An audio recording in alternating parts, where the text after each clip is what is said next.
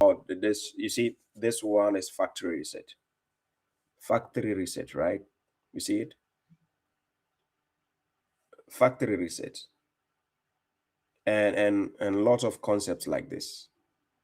The other one is PhD, post HBGB's disorder. There is weighty, tranquilo.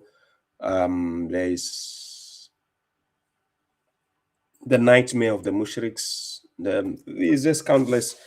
You'll be seeing them. I'll be wearing them in my contents, in my videos, and I'm going to make a special printing, not for sale, where when I start traveling around the world, whichever country I go, I will have quite a number of the t-shirt with different colors, both men and women. Normally the shirts are unisex, and you'll be getting them for free when I visit around wherever. I think my first destination will likely be probably between UK and USA. That should be my first destination, probably, God willing. If I'm ready, I will announce the date so people will be aware where I'm coming next, but I'm not announcing it publicly. Yeah, you should know the safety side. So yeah, so whichever country I step foot, you are going to get those t-shirts for free. I did it in Ghana. When I was in Ghana last year, yeah, I gave the t-shirt to people who met me. So it's a promise. This is between myself and God, that whichever country I will step foot, I'm going to share the t-shirts and according to the color you want. And if possible, with the help of God and the support we get, I might add a cap depending on the color. You can see I have a lot of these different designs, right? And that will be for free. No, nothing to be paid for, right? Yeah. So guys, I appreciate all the support. God bless you, right? God bless you. Mohammed White, I see you, my dear brother in Ghana. Mohammed White, Nagan Kabak, my dear brother Baba Sedu. I see you too, Baba Sedu, Abu Thomas, Karim Jonathan. Guys, if I have to mention everybody, the names are just endless, right? So sometimes this is why I try to sit down, mention people, but I know it's not possible to mention everybody. But when I don't mention people doesn't mean I forget them, right? I hardly forget people, right? But to keep up with the number of people I'm dealing with, it's never easy. Sometimes I talk to people who are in the mainstream. When we speak on phone, they made me aware that you can't just talk to everybody. They tell me it's not possible. I try to be different, and I know God will give me the capacity to do that, inshallah. I tried my best to be different, to try to talk to people, interact with people. So even if I don't get the chance to get back to you 1, 2, 3 days, I'll with all due diligence, I'll try my best to respond or get back to you. Yeah, that yes, inshallah. Truth Unchained. Peace to you. So guys, so in the beginning I played a video, right? I played a video and you see how ridiculous these people sound when they are saying what they usually say. What makes them look like, bozos. And I keep telling you they are bozos. I keep telling you guys these people are bozos. Yes. So on TikTok, yes, thank you. Thank you to all those on TikTok. I appreciate all of you. God bless you. Thank you. So kindly share, so other people can join, right?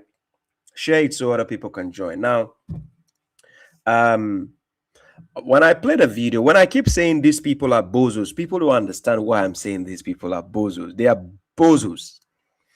And these are some of the things that they say that makes them look, yeah, I see. Yeah. Hey, Anifred, I see you watching. Anifred, how are you? H bomb, yeah, how can yes, one of our brothers had a motor, is it accident? He said he's at the hospital. Let's wish him well and pray for his health. Hopefully you recover in time, dear brother. God bless you. And I spoke about a dear sister last time, Marisa, in I don't know. I shouldn't just mention the name, but I already mentioned it. Yeah, I extended hands. Thanks to those who showed the support and the help, I was able to help. But I still think we might need to help her, and also the funds for the memorial stone has been achieved. So our dear sister is working towards getting it done, and when it's ready, inshallah, you people will see the evidence to that. And also the feeding program I did in Ghana was a success.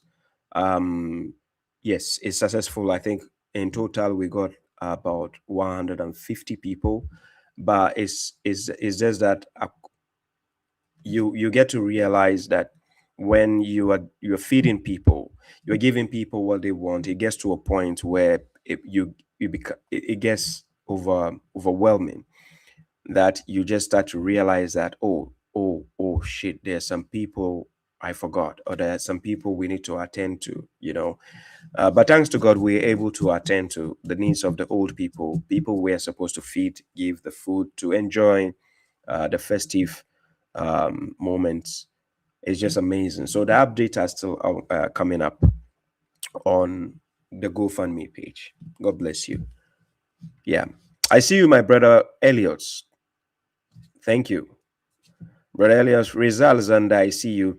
Walking ATM says, when are you going to talk about Tamale Mushriks?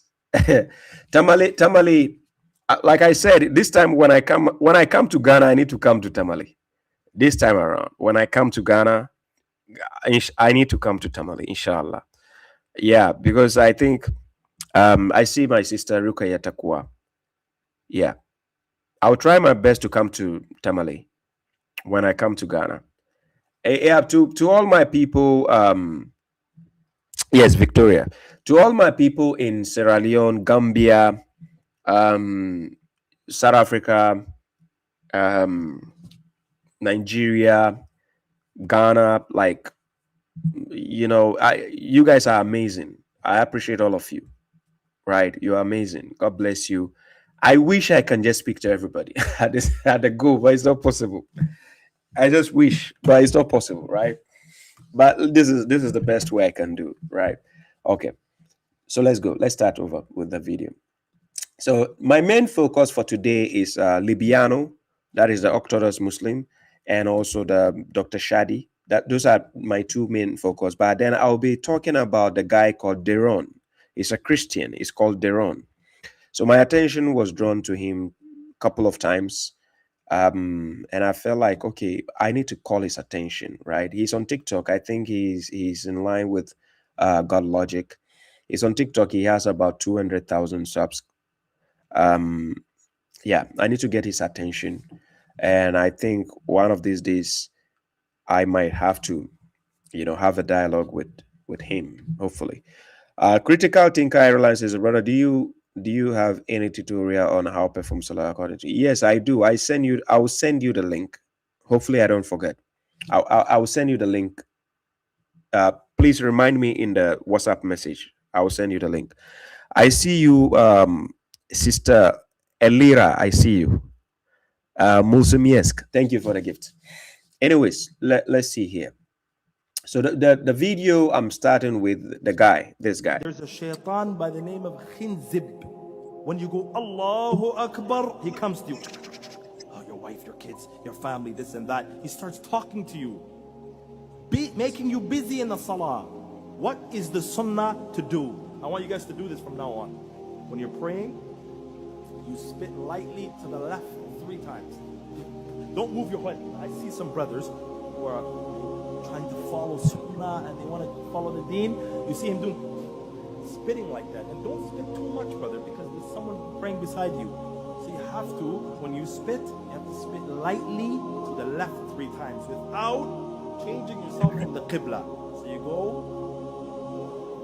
just like that. A'udhu billahi minash shaitanir rajim. Constantly fight yourself whilst you're in the prayer.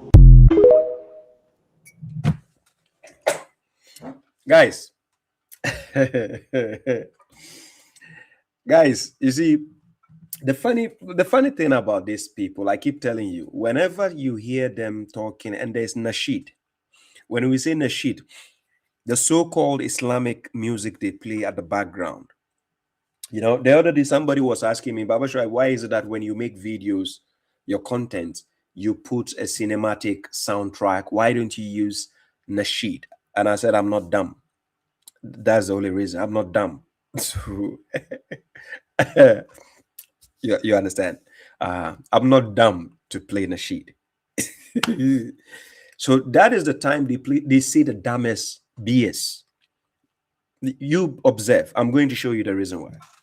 So now this guy says when you are praying, there is a special devil who comes to whisper to you about your wife and your kids. The last time I checked, if the devil is whispering to you about your wife, your kids, is it something bad? No. Right? You are a human being. So even if you're talking, your attention has to be, you have to be aware of your environment. You have to have people in mind. I'm going to give an example, right? God mentioned something in Surah Al-Baqarah chapter 2. I'm going to give an example, what he said.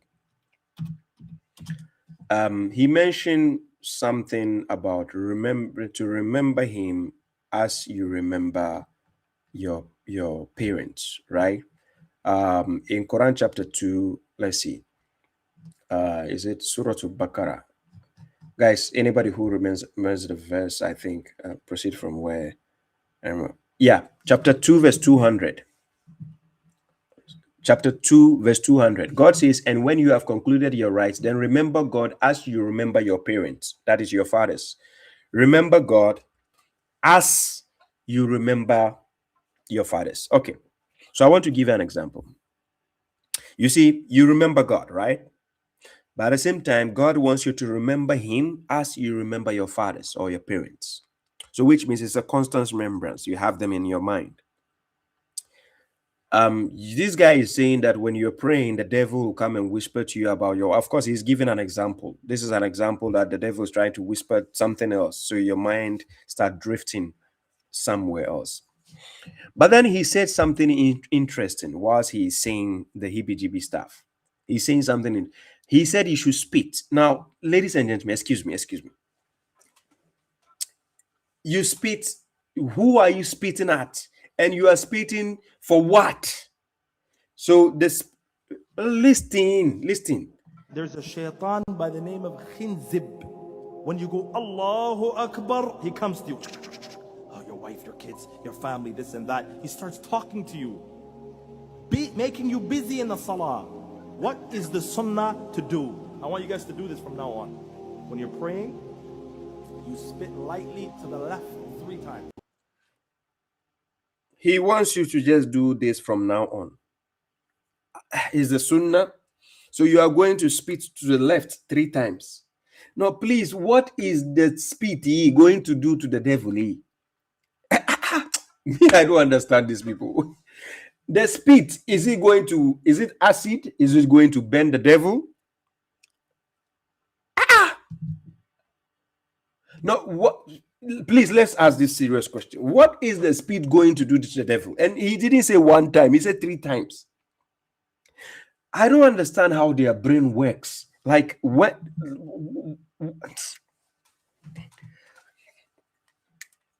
You are going to spit for what? Hey, okay, so let's say you are in the group prayer. You are in the group. So then the devil started, your wife, your kids, your son took your money. What is this? You are going to no, seriously, guys, please don't take these people seriously. Look, don't take them serious. I'm serious. If you take these people serious, you are a bozo. What they are gibberish at the books, you become a bozo. I'm not joking with you. These are the same people who say in your salat, you sit down and you whip the devil with your hand, your index finger, like you whip the devil like this. How, upon all the stoning you did in Saudi Arabia, still the devil is still active. Can't you just leave the devil alone? You go to, okay, I'm going to show you a video. I forgot. Let me show you this video. somebody was stoned to the head because somebody thought he was the devil. And this is this is what he said. Let me show you the video. The lady stoned the guy. She stoned his head. And he says, I'm not Shaitan, I'm not the devil. Like, these people go and like, you keep stoning the devil. Look at the video.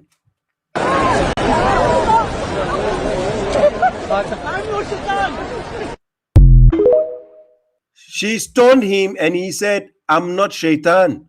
This is, oh, for those on TikTok, you cannot see it, unfortunately. I apologize. Like, she stoned him.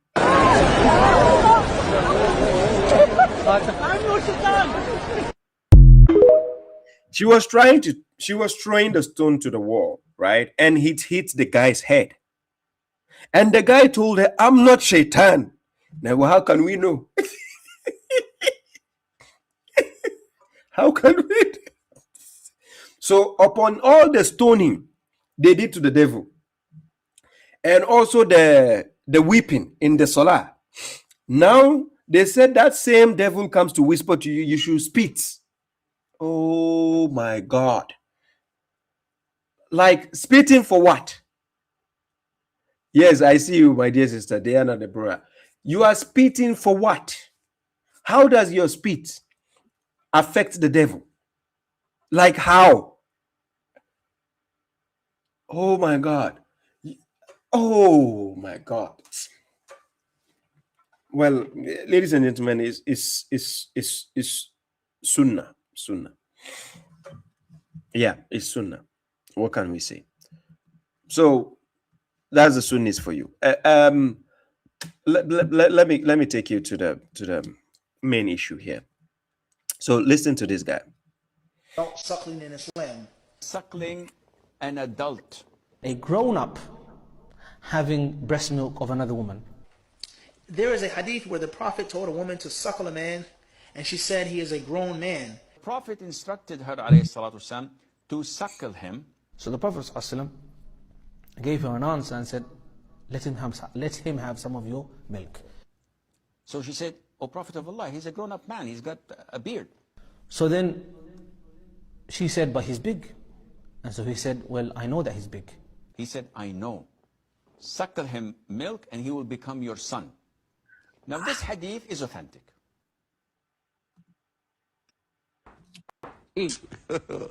God have mercy upon us.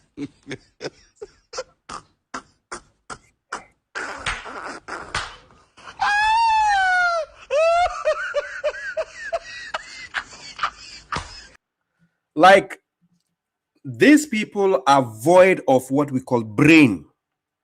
I'm not joking with you.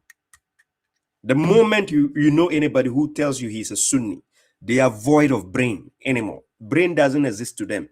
Don't be surprised. That's why when you follow the Quran, they hate you so much, because you are using your brain. And it's a threat to them when you use your brain. They don't like it. Now, you tell me, these people, these scholars, a compilation of the videos of the top scholars, including my favorite scholar, Asim Al-Hakim. I like that guy. He's my favorite comedian, by the way. They have one particular hadith where the Prophet was telling the lady to suckle an adult, to breastfeed him. I did it in a debate with the Siddiq Bozo guy. I mentioned it to him. He couldn't explain. To breastfeed an adult. And the woman told the Prophet, but he's an adult. The Prophet said, yes, I know. That's it. She said, oh my God. According to the hadith, the Prophet says, if the woman breastfeed that man, that his name is Salim or he will become her son. Just like that. This is pornography. Like, why will an adult woman breast? Oh, hey, Sunnis. Oh my God. Brain and Sunnism. No. That's why I said the Temu.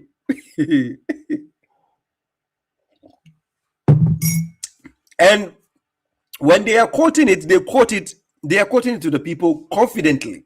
You saw the video. Listen how they are talking. They speak it confidently. You have the feeling when a bozo is talking and he's so bozofied that he doesn't know he's a bozo. So when you are listening to him, you will be like, is this man okay? Sunnis don't listen to themselves. And that's why when you see me having dialogues with them, I put the video up there. You listen to them, right? They don't listen to themselves. Like their brain. Oh, kaput. I'm serious. Totally kaput. Let's see.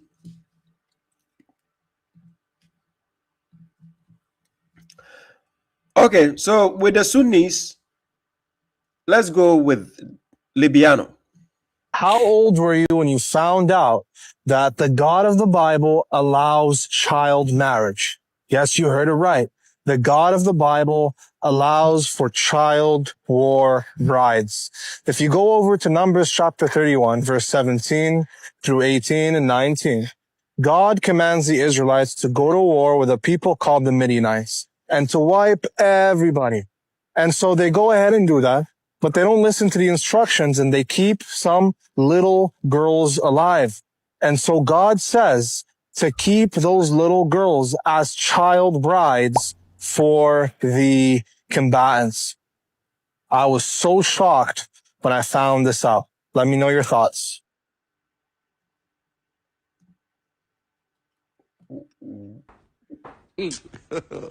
God have mercy upon us. But why is Orthodox Mushrik surprised? Libyano, the Orthodox Mushrik, why is he surprised?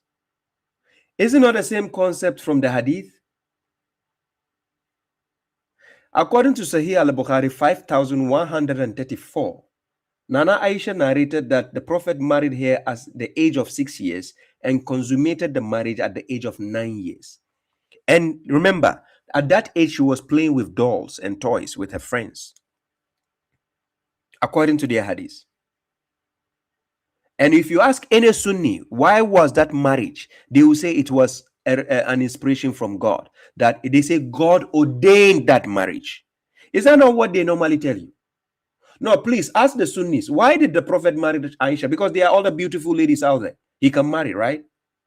And mature. When we are talking matured ladies out there, he can marry. Ladies who are not playing with dolls. Ladies who are, competent enough to even start a family with, right? So he left all this to marry a 6 years old girl. If you ask them, why did he marry 6 years old girl? They will tell you it was an instruction from God. Now here you have this Orthodox Mushrik. He is now accusing Christians and saying like their Bible condones such. Well, your Hadith book also condones such. Why are you shocked when you already have it in your own garbage Hadith book? Similar. And you are shocked because hey, like the irony in this is mind-boggling. Like he left his own to criticize the Christians. Anyways, I'm not defending both sides, right? It's just, nonsensical. But the point is, what you are mocking the Christians over is the same thing you have in your Hadith. Why can't these Sunnis listen to themselves for once?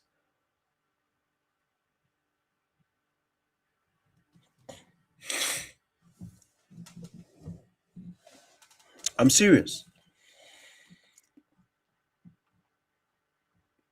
I was reading a comment. I missed. Oh, I see you, YouTuber from Moscow. Yeah, salam to you, my brother. YouTuber ISS. I was reading a particular comment. It escaped me right now. I don't remember. Okay, no problem.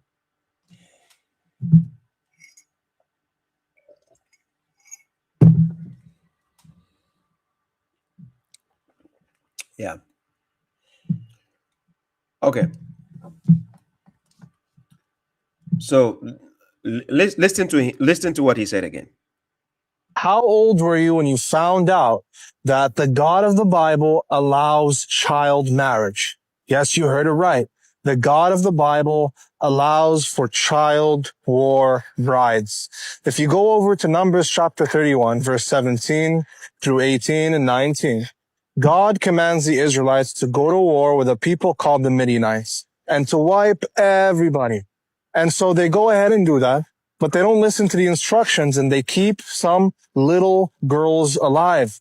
And so God says to keep those little girls as child brides for the combatants. I was so shocked when I found this out. Let me know your thoughts. Now, you of all people shouldn't be shocked. Orthodox Mushrik, you of all people shouldn't be shocked, because that's the same concept you have in the Hadith books. What are you shocked about? What is there to be shocked of? This is what you get for following comedy books. You go and accuse the Christians of what?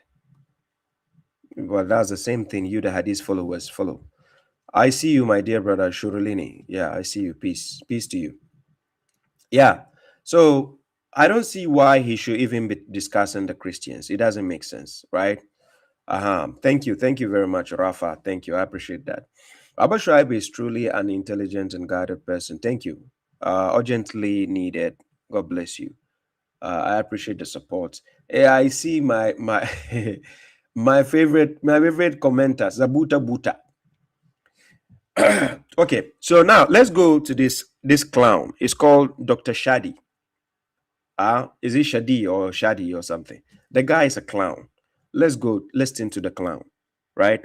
He did a video. I was supposed to post the video as a short. I'm not done editing that video, but he did a video again, and this was 6 months before he did the one I did, right? Ibn Salwatia, yes, salam to you, my brother. So I'm going to play this Dr. Shadi. Listen to how the bozo-fied things he has to say. Right? It's about 5 minutes video, and this video, I don't know. I might need to interrupt. Right? So let's listen to the video.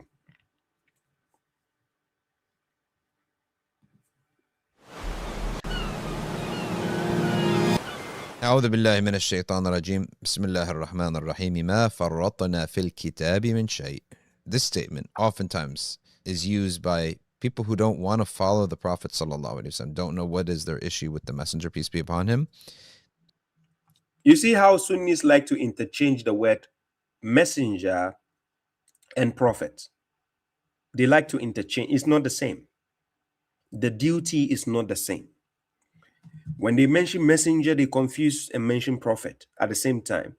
The roles are not the same. Even according to their own hadith book, it's not the same.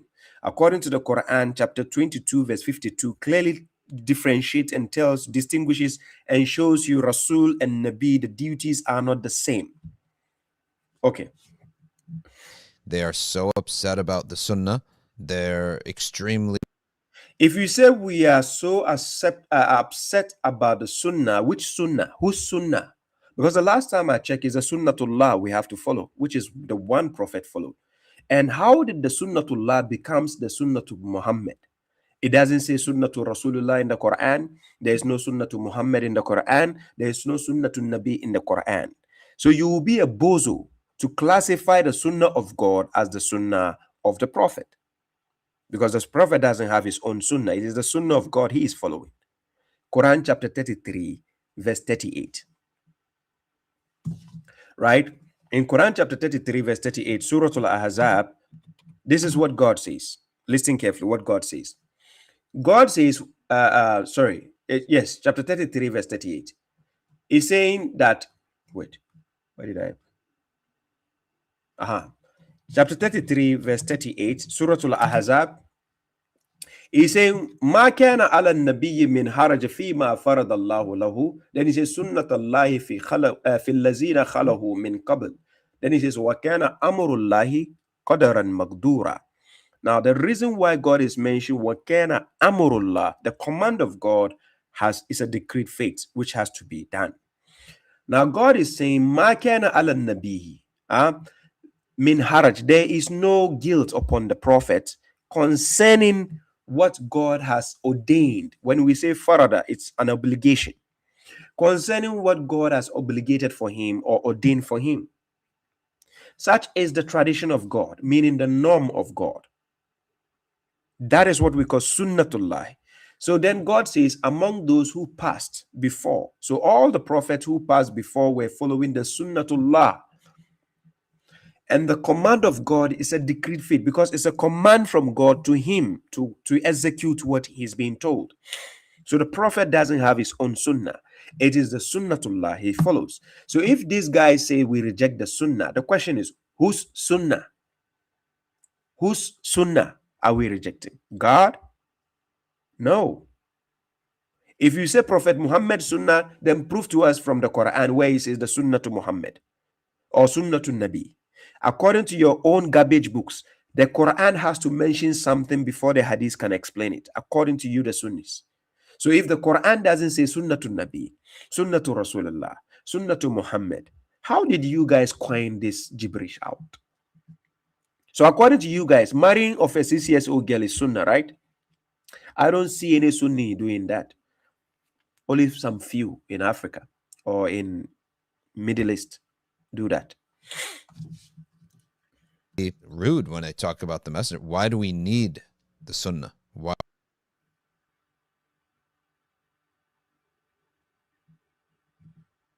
do we need the prophet? You're lucky you have the prophet, peace be. Well, he's dead. How are we lucky he's dead? We are lucky we have he didn't send himself. God sent him, bozo. Why are these scholars so bozofied in the head? Did the prophet choose himself as a prophet? Did he send himself? It is God who is doing us a favor. So it is God we show the gratitude for whatever he has done. It doesn't mean we hate the prophet. What is wrong with these people? And they use this ayah. They use this that everything's in the Quran. ما فرطنا في الكتاب من شيء. We haven't left anything. He's quoting chapter 6, verse 38, right? Where he talks about the animals and everything and tells you, Ma faratna fil kitab min shay. Nothing was let out of the register. Some people will say the kitab, the book, but the context is showing the register of God, meaning God talks about the animals, the nation of animals, birds, and so on, right? And tells us nothing is left out, which means God will bring us back all together again. But some Quran alone followers will use it as an argument, quoting it to represent the idea of the Al-Kitab. No problem. It can still be used. But let's continue. Anything out of the book. So if it's very clear that we haven't left anything out of the Quran, then why do we need the prophet? First of all. Oh my God. Oh my God. Why are they asking bozofied questions? I don't understand. What kind of bozofied question is that? He says, why do we need the prophet? Right now, we don't need him. It was when he was alive, people needed him so that he can finish his objective. The objective has been done. Is he needed again? Ladies and gentlemen, if you have a driver, you enter into a bus and the bus driver drives you to your destination and you alight, do you need the bus driver for anything again? Now you tell me, when you alight from the bus, do you need the bus driver for anything again? So that's why the prophet is dead and gone. He is of no need again. He has to deliver the book of God. He delivered it. What do I need him for again? That's why he's dead. If God wanted him to stay, he could have chosen to let Prophet Muhammad stay forever. I don't understand how these people's brain work. But let's continue. You made a big mistake right off the bat. The book here is not talking about the Quran. When Allah says we haven't left anything out of the book, it's talking about Allah al-Mahfuz, the book. Well, it's not even about Lawh al-Mahfuz. Forget about this Lawh al-Mahfuz you guys are lying about. Of destiny and decree basically is pointing to the fact that Allah knows everything. He created everything that is knowable in the first place, and nothing's left out. There's a footnote here. The record here refers to Allah al-Mahfuz. He forgot that the footnote he's reading is somebody's opinion there. It is not a footnote coming from the prophet, right? So let's say on this point, I agree with him. The context of the chapter, the verse being quoted, chapter 6, verse 38, is talking about the book of God, the register of God, with God. So yes, referencing everything will come back to God again, based on the nations of animals and people and everything he created, like us. In which the destiny of all of his creation is written. Let's go to Al-Baghawi real quick. ما فرطنا في الكتاب. Look what he's going to do. Now he left the Quran. He is going to the tafsir of Al-Baghawi, another scholar of tafsir, exegesis. He is going to that scholar to find the explanation of this verse. But the last time I checked, I thought these guys said the prophet is the one explaining the Quran. But now he doesn't need the prophet to explain this verse. He's going to listen to a scholar, Al-Baghawi. Now, listen what he's going to say. من شيء أي اللوح المحفوظ. So that's from right off the bat. This is why you need tafsir. You see? The tafsirs of the scholars you are using, they don't even agree with each other. All the scholars of tafsir. They have Qurtubi, Ibn Kathir, Ibn Taymiyyah, Jalalain, Baghawi, Saad. You mentioned them. They don't agree with each other. They have different understandings to verses. These guys claim the prophet is the one explaining the Quran. Then how come the prophet himself didn't explain the Quran? We don't have his tafsir, the book of tafsir from Prophet Muhammad like this. This is the Quran here. We should have another book to say this is the tafsir of Prophet Muhammad, which explains this book. They don't have it. No. This is why their scholars have to do that dirty job. That's why these people will cherry pick the tafsirs they have to follow. You will meet some Sunnis, they don't follow Qurtubi. They will say, I agree with Tabari more. You meet another Sunni, he says, I agree with Baghawi and Sadi, I don't agree with Ibn Kathir. This is what the Sunnis do. So if you claim the prophet is the mufassir of the Quran, why do you need to be going to these clowns to give you explanations which doesn't exist? Anyways, listen to this clown. This is why you need the Prophet sallallahu alaihi wasallam. We need him for what? You keep saying this is where we need the prophet, but you are quoting the tafsir of somebody who is not a prophet. I don't understand how their logic works. Quran chapter 25 verse 33. وَلَا يَعْتُونَكَ بِمَثَلٍ إِلَّا جِينَاكَ بِالْحَقِّ وَأَحْسَنَ التَّفْسِيرَ. And they do not come to you with an argument, with a case, with an instance, where we have brought you the truth and the best in explanation. So the Quran on its own is already elevated, which is best in tafsir, explanation. So if the Quran is best in explanation, what else do we need? Do you need something else? So if you say Prophet Muhammad is the best mufassir of the Quran, then bring us the tafsir of Prophet Muhammad. Why are you quoting the verses of the Quran and using somebody's opinion? And you are telling me what Qurtubi says, what Sadi says, Baghawi, Ibn Kathir says. Does it make sense? No. Subhanallah. This is exactly why, because your istidlal, your use of evidence is way off in the first place. So forget These people will not come out and face us in a debate, a dialogue. They don't have the balls. But they will say we are not important, but they are discussing us every day. Now, ladies and gentlemen, look, the last time I checked, when somebody is irrelevant, when somebody is not important, you don't even look at them to even say, I want to discuss them. You discuss people who are relevant. So if you keep mentioning there's a group, Quranis, there's a group, they say we shouldn't follow garbage books, we shouldn't follow the Sunnah, like you are stressing yourself. Find us, look for our videos, find us for a debate, for a dialogue, and crush us for the public to see. Simple. Is that not it? So that we stop making noise like this, calling you guys clowns and bozos. That's what you need to do to us. Call us for a debate one-on-one and strike us down. This is Muhammad Hijab. I was calling him for a debate. You see him running, right? This is what they do. They know how to run. Then they say we are not important. Then they go and sit somewhere and they are mentioning us again. I don't understand. Yeah, warrior mother. Yes, you're welcome. I don't understand these Sunnis. Okay. Dictionaries and other mufassir. How about the most important mufassir of the Quran? The Prophet sallallahu alaihi wasallam. Where is his tafsir? If he's the most important mufassir of the Quran, where is his tafsir? You don't have it. The tafsir of Muhammad, I'm waiting. Any scholar in this world, I'm waiting for you. Because the best you can tell me, we find it in the Hadith. Did the Prophet give you Hadith books? Bozus.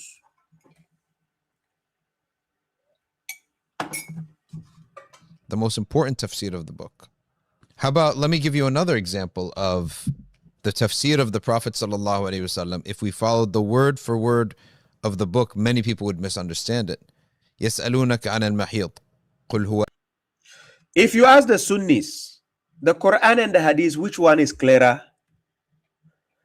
The Quran and the Hadith, which one is clearer to understand? They will tell you the Quran. Wallahi lazim. If you ask the Sunnis, the Quran and the Hadith, which one is easier or clearer to understand? They will tell you the Quran. Yet they are telling you the Hadith explains the Quran. So how come a book which is supposed to explain the Quran is more difficult? Hey. Oh God, why?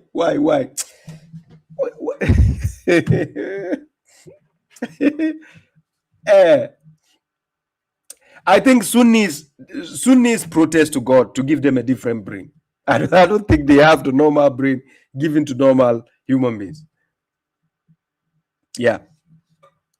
هو أذن فاعتزلوا النساء في المحيض. The Sahaba came to the Prophet sallallahu alaihi wasallam and they said, "O Messenger of Allah, we know that the Jews here, there are 3 Jewish tribes living in the city of Medina, so the Muslims had ample experience with the Jews. When their women have menstruation, then they don't live in the same home. They go to another home, they eat there, and they don't have any interaction with them until the menstruation was over." So the Sahaba said, is this in our religion too? Because they know that that Judaism is deriving from Abraham. It's the same Abrahamic lineage. Jews from Ishaq. Now, some of the dumbest things I hear people saying is when people say Abrahamic religions. Abrahamic religion. Abraham was not a Jew. Abraham was not a Christian. He was an Orthodox Muslim to God. He was submitting to God. That is what a Muslim is, submitter. So if you keep saying Abrahamic religions, now Abraham gave you these religions, what kind of bozofied statement is that? Abraham was just a submitter to God. That's why we were asked to follow the Millata Ibrahima, his creed. He was not a Jew. He was not a Christian. So if you keep saying these 3 religions are Abrahamic religion, you are a bozo. Yeah, Salam Isa Shamu, I see you, my brother. I'm serious. Stop saying that nonsense. Abrahamic religions. And the Prophet sent him from Ismail. Like, it's the same religion. It's the same God. So the Prophet sallallahu alaihi wasallam received revelation about this. It said, they ask you about. He is quoting Quran chapter 2, verse 222. Now listen to some of the stupid claims he's going to make. That when you follow the Quran alone, he said you will not get the answer to this. And I'm going to show you how these people don't even understand context. Watch. Al-Mahid. يسألونك عن المحيض. They ask you about the menstruation of women. Say it's harm. قل هو أذى. Like she's in pain. فاعتزلوا النساء في المحيض. So stay away from them while they're in their state of menstruation. But that's so general, isn't it? فاعتزلوا النساء في المحيض is extremely general. Like, what does that mean? You see how stupid he sounds? You are reading a context. You have not done reading the context. You are reading the first part of the sentence. And it has a context. You just read the first portion and you stopped. Now you want to guess what the conclusion is. Why don't you finish the context and see the conclusion? Like, I don't understand how their brain works. I'm serious. So in order to show you how Sunnis don't reason like a normal people, watch. Yes, thank you very much. Fear friends. Thank you. You're welcome. اعتزال out of the house. اعتزال is to separate them from the house, like the Jews. How do we separate them? Then the Prophet ﷺ said, he explained it himself. Do everything except intercourse. The Quran already tells you that. Bozo, finish the verse and see. Okay, let me read the verse. Ladies and gentlemen, see what the Quran says. Quran chapter 2, verse 222. And they ask you about menstruation. Say it is harmful. So dissociate from the women during the menstruation and do not approach them until they cleanse. And when they have cleansed, then approach them from where God has instructed you. Indeed, God loves those who repent and love those who purify themselves. It continues. Verse 223. Your women are a cultivation for you. So approach your cultivation however you wish or you will, and present for yourselves, and beware of God, and know that you will meet him, and give good news to the believers. Now, these verses I just read, sometimes let's focus on the 223. Some people don't understand it when God says your women are a cultivation. Women are just like you plant a seed. You go to the farmland, right? And you plant a seed and it germinates and it brings out your plants. God has designed women in such a way that a man needs to plant a seed. The man cannot plant his own seed in his body and give birth. So God made the women. This is a figure like God describing this in a deeper instance. It's not just like saying that women have no use, but they are just there as cultivation, and then a man has to just go and plant the seed, and therefore not that. Your women are a cultivation for you, so approach your cultivation however you will. Then he says, and present for yourselves, right? For yourselves. Then he says what? And beware of God and know that you will meet him. Now, when you read the context from up and down, you can see it's talking about copulation. That is why he's telling you don't approach the women during the menstrual cycle, because that is the time the body of the woman is like reactivating itself, taking away the wastes, and then getting ready for the insemination. So it is not just that when God says, so dissociate from the women, then out of your naivety, then you say, oh, that means when a woman is menstruating, I don't need to sit next to her. I don't need to talk to her. I need to stay far away from her. I don't need to be in the same house for her. But excuse me, when she's menstruating, she has to cook for you? Hello? Hey, Sunnis, I'm talking to you. So the woman is menstruating, but she has to cook for you. She has to put food on the table, but she's touching your plate. She's touching your cup. She's touching your plate. So if there is blood, she's not touching the plate. What is wrong with the brain of these people, these Sunnis? So when the moment God said dissociate from the women, so that is it. You stay away, far away from the house. Hey. But that same wife has to cook for him, to put on the table for him to come and eat. Hey, hey, were you? Look, I'm telling you for a fact, if you are not closer to a woman and she is menstruating, you can never tell, because she's clean. She's wearing her sanitary pads. How can you know she's menstruating if she doesn't tell you? Unless if you're good at reading the body language and the signals and the signs from a woman to know that, yeah, her mood has changed or something. But how can you tell? So when God is saying dissociate from them, doesn't mean stay away. The context is clear. It's telling you to dissociate from them because of copulation.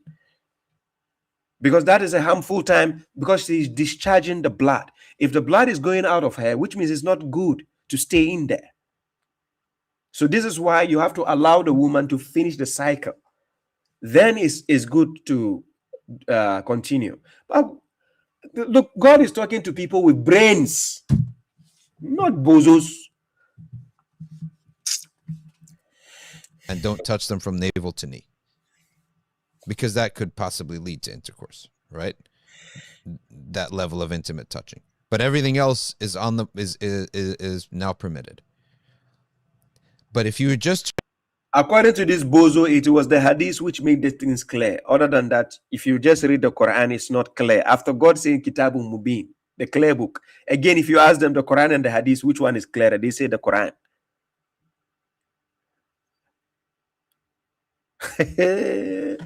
These bozos. read the letter of the Quran, stay away from them while they're in menstruation, it doesn't tell you what degree of separation. Stay in another home, stay in another room. Can we touch? Should we eat together? What can we do?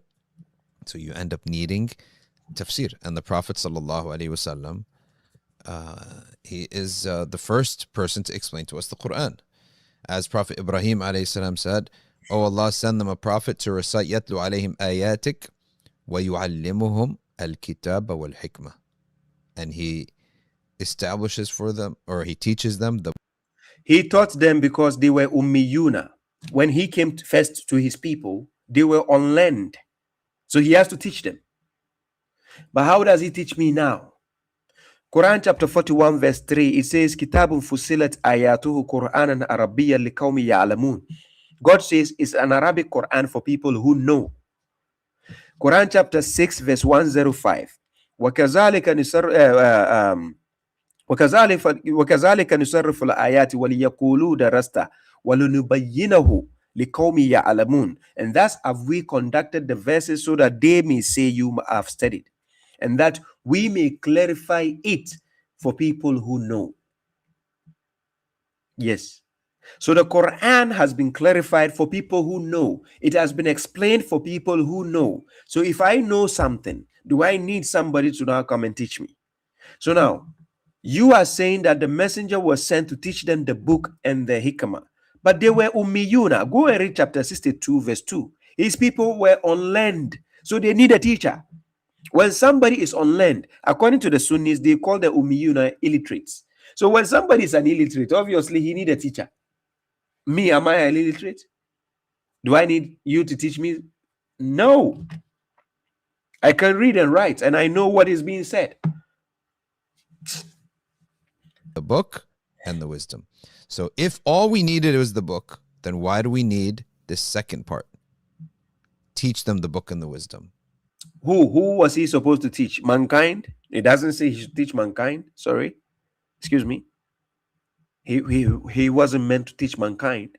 He only taught his people when he was with them. He has to teach them because they are on land. So he has to teach them. They don't know. No.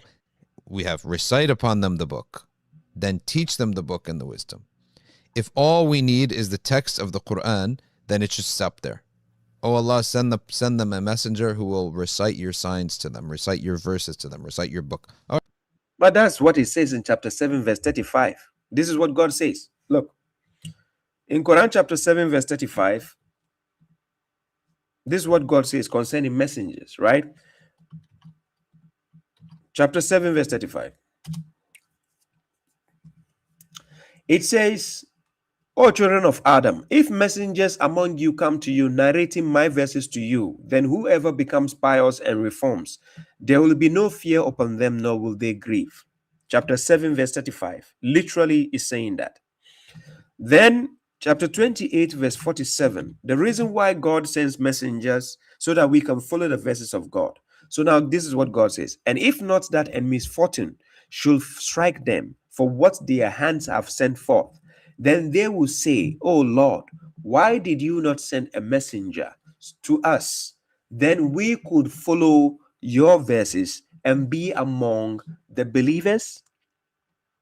Why did you not send a messenger so that we can follow your verses? A messenger comes with the verses of God in order for us to follow the message of God, the verses of God. That is why messengers are coming to you. So they narrate the verses of God to you. Khalas, recite it and that's it. No. He added to it and teach them the meaning of it. Bozo, read the verse, chapter 62, verse 2. It doesn't say teach them the meaning. It says teach them the book because they don't know the book initially. So they have to be taught so that they know the book. Seriously. They have to be taught so that they know the book. Simple. This is what God says. And then teach them the wisdom, which is what? The application of it. They will say the wisdom is the Hadith. So according to them, there is no wisdom in the Quran.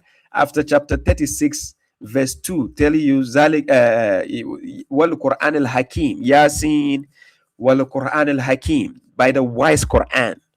Sunnis will tell you the wisdom is not in the Quran. It is in their garbage books. The one claiming the Prophet slept with 9 women in one night. That is where you find the wisdom, according to the Sunnis. And purify them, meaning show them what of this world is harmful for us. وَيُزَكِّيهِمْ, teach them the deeds that will get you pure with Allah subhanahu wa ta'ala. So that is the Dr. Shadi for you. I don't know if it's Slim Shady or that guy. I can't take him seriously. He's not a serious person. No. Anyways, let's move on. Let me play this guy's video. His name is Deron. Is it Deron? Deron or Deron? Let me put his video here.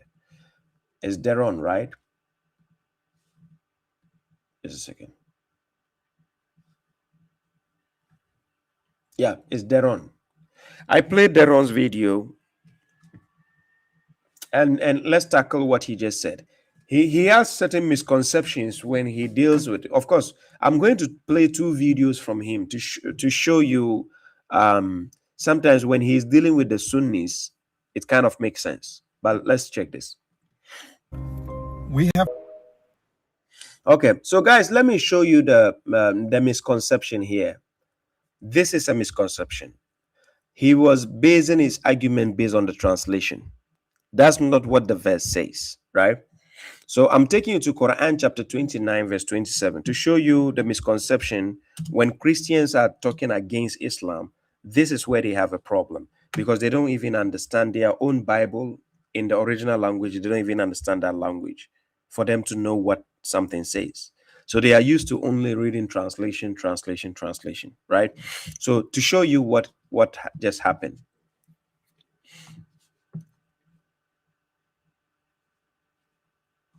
So let me share the screen so that you see the verse, right? It is Quran chapter 29, verse 27.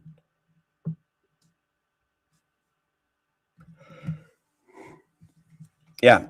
In Quran chapter 29, verse 27, it says, وَهَبْنَا لَهُ إِسْحَاقَ وَيَعْقُوبَ وَجَعَلْنَا فِي ذُرِّيَّتِهِ نُبُوَّةً وَالْكِتَابَ وَآتَيْنَاهُ أَجْرَهُ فِي الدُّنْيَا وَإِنَّهُ فِي الْآخِرَةِ لَمِنَ الصَّالِحِينَ.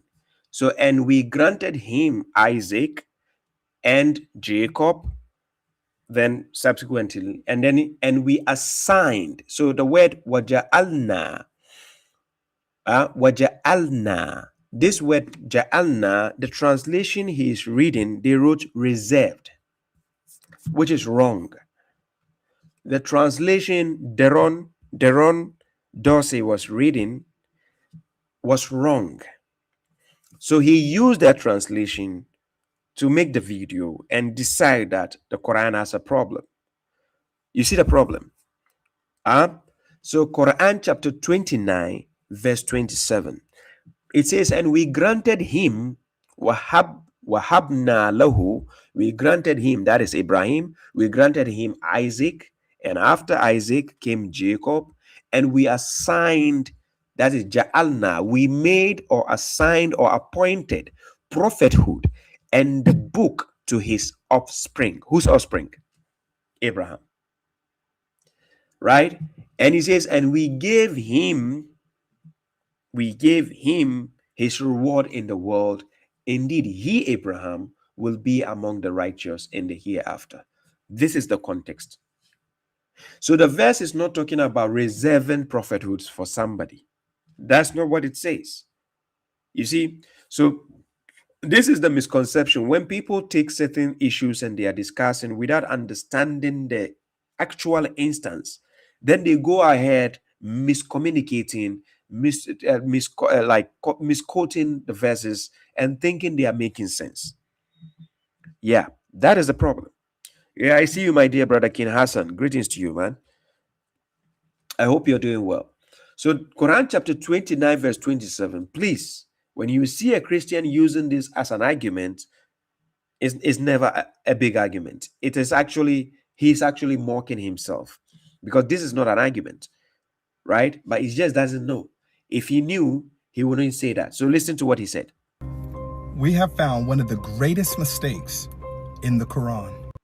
So according to him, this is one of the greatest mistakes, not knowing that this is one of the greatest fumble or mistake by himself.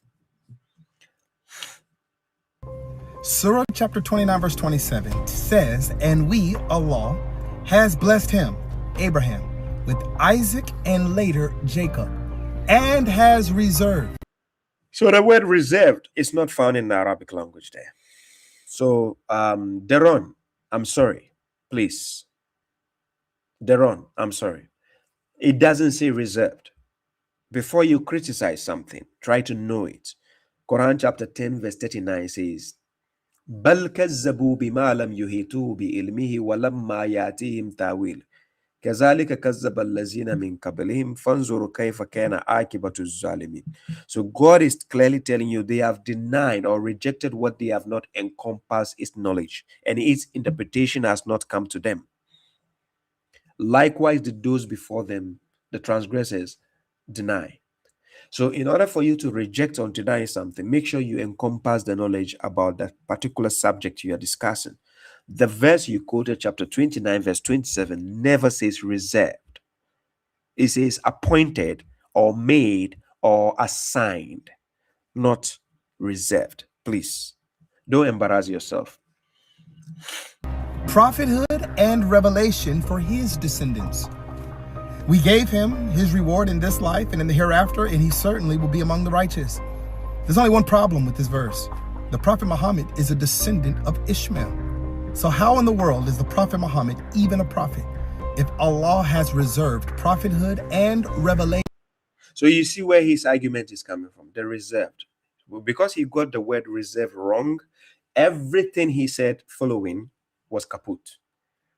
Everything he said after when he mentioned the word reserved, misconstrued, right? So this is the problem when people don't understand the things they're talking about on social media. This is why it's very good to have dialogues and debates. I'll find him one time, right? I'll try to find him to have a discussion with him. For the descendants of Abraham, Isaac, and Jacob. It's one of the biggest mistakes in the Quran. It's not a mistake, Deron Dorsey. I'm sorry, sorry, you fumbled the bag big time. It's not a mistake.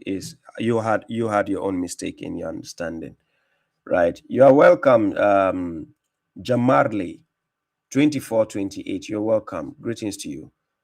Peace to you, Raven. I see you. Greetings to you, Raven. You're welcome. Cyrus Black. Yeah. So let me play the last video. Same guy, right? Deron. Then after that, I will allow the callers to call in. I'll be allowing the one-on-one session with me. So be ready for that. Oh, Hanan. Is it Hanan? What's up, man? What do you want to know? I'm a female. Oh. Why? Yeah. So, what's your question? Is the Quran sufficient? Yes. To practice Islam? Yes. So all I need is the Quran to practice Islam? The Quran and the explanation of it from the Sunnah of the Prophet, so that's not the Quran alone, correct? No, because you have to have a prophet to explain the Quran. Okay, so the Quran is insufficient. I need the Hadiths, correct? You need both. They go hand in hand. Again, answer my question. You got the textbook and you got the workbook. That's what you got. The textbook and the workbook. Again, you agree with me. I agree with you. What you want to know? Listen, you need something outside of the Quran to help. Meaning the Quran by itself is insufficient. Meaning it needs the Hadith and the explanation of the companions to interpret, correct? Nobody said anything about explanation of the companions. What is the tafsir? Where you get that from? What You is a bring your tafsir? proof. You tell me. Hanan, are you okay? Yep. Are you? Are you gonna run? Are you gonna answer my Nope. question? I'm right here. What is a hadith and what is a tafsir? Go A ahead. hadith is the sayings and the actions of the Prophet. Outside of the Quran, correct? It is how you live your life. It's okay, but that information is found outside of the Quran. Am I right? It's the hadith and the Quran, they explain each other. The hadith explains the Quran. Okay, Hanan, I need you to track. Focus. I'm tracking.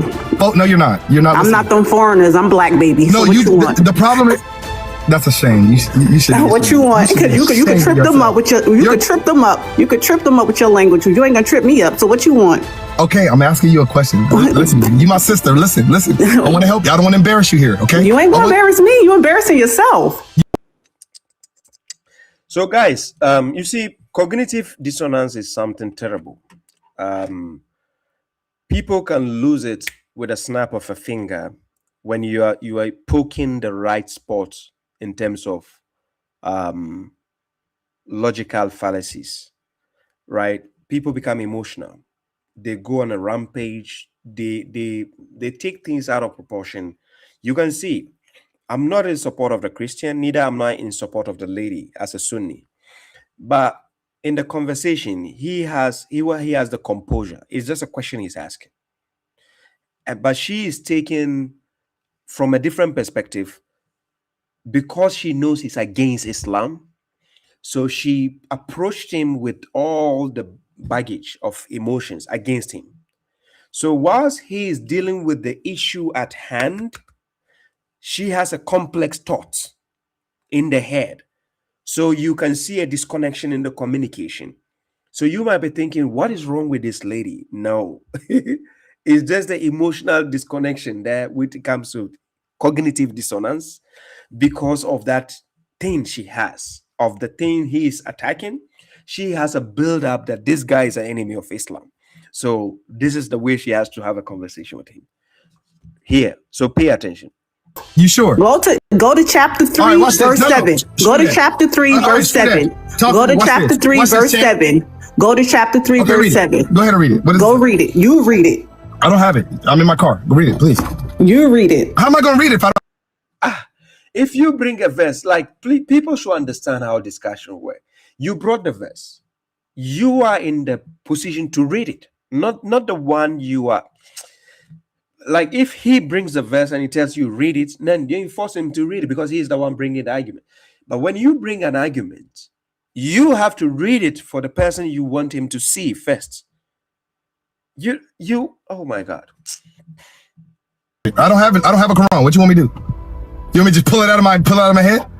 It talks about your Lord Allah. He is the one who has revealed the book to you. Some of the verses are specific. Correct. Which makes up most of the book, while others are complex. Those with misguided hearts follow the complex verses just to spread doubts through their false understandings. But no one knows the full meaning of this verse except Allah. Okay. As for those with solid knowledge, they say, we believe in this Quran, it is all from our Lord. But none will keep this in mind except those who truly understand. So what are you? Wait, let me ask you, is that clear or is it unclear? Misguided heart. Bro, trying to be out here misguided folks. Wording for Satan. That's what you're doing. Okay, is the Quran clear or is it unclear? Yes, it is. It's clear? It's clear, baby. I thought you just read that it's not clear. It misguides people with unclear hearts. The Quran misguides? It's misguiding you? Oh my God. It's not the correct word to say that the Quran misguides. It's never the correct word to say. The Quran does not misguide. The Quran is a book of guidance. If you use the word "is misguides," that is dangerous. It's never a good word to utter, to say the Quran misguides. No, never. At any given time, it's not a right word to say. Right? Thank you very much. Maggie, you're welcome. Right? It's never a good word to say that the Quran misguides. No. The Quran misguides. It's misguiding you. It's not the way of truth. It misguides. But it's misguiding you. So is it clear or is it not clear? Because you can't submit to your Lord. Sister, is it You can't clear? submit. You got this ugliness in your heart where you think you going check God? Really? How you gonna check God? Hold on, please. You can see the conversation. She's at an emotional level, right? The emotional level, so she's not thinking clearly what she's saying. The thing she's saying, she's giving him a weapon against her. And that weapon is going to trigger her more and more and more.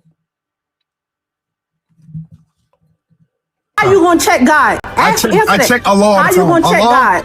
How you gonna check God?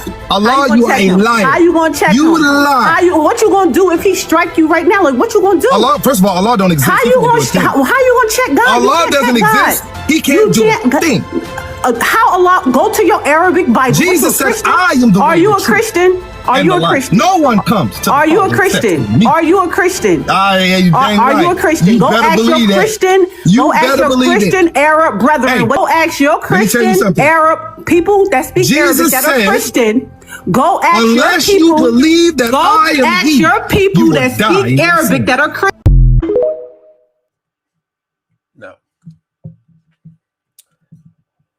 No.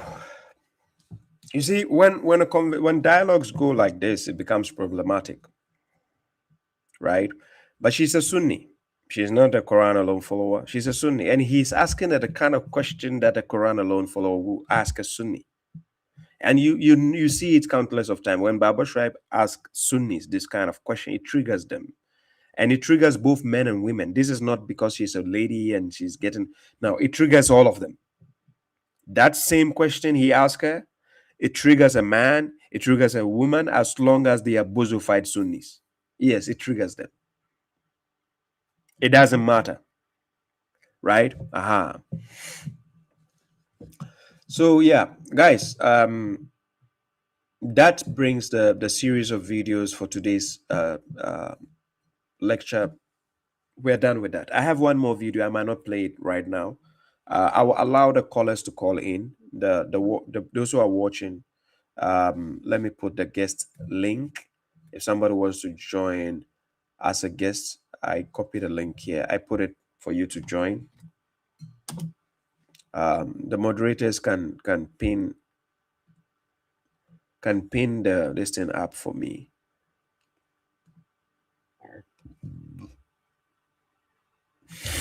Yeah. So I put the link. Can join as a guest or can also call via WhatsApp. By WhatsApp call, you can call. That is the phone number on the screen down there, right? Yeah, the number is down there. And the guest link is there also. Can the moderators also pin it up for me on YouTube or maybe Facebook? Facebook, I don't know. My mode permissions don't allow me to pin. Oh, let me see. I don't know. Let me see.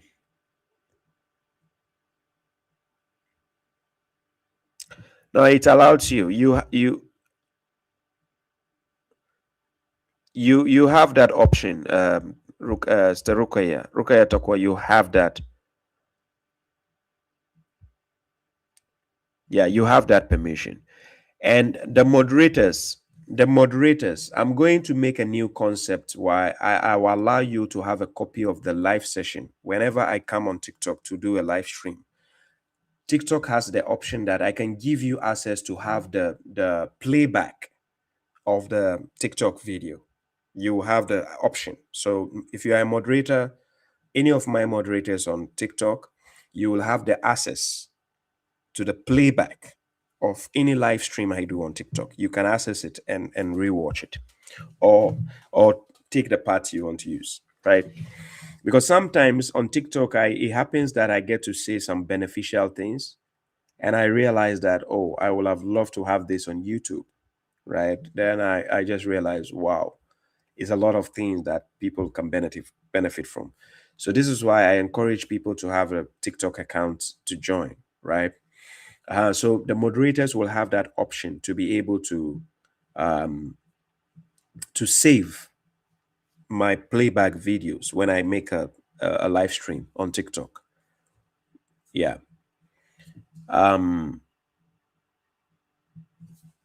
TikTok just suspended my gifting. I don't know for which reason. Did I do anything? Gifts are suspended and your life is restricted in recommendations and search results for 10 minutes due to reproduced content such as pre-recorded or copied content. Learn more in Life Monitor. Did I copy anything? What did I do? How is that possible?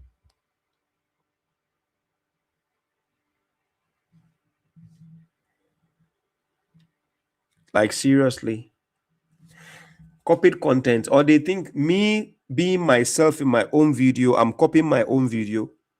Hey, how did I play any video here on TikTok? Hey, somebody reported. It's obvious. Okay, so anyways,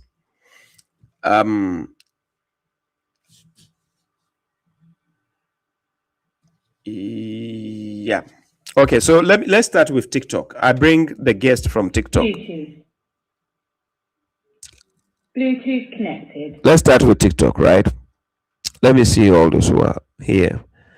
With TikTok, we can start with. Oh, there's a guy. Okay, this guy.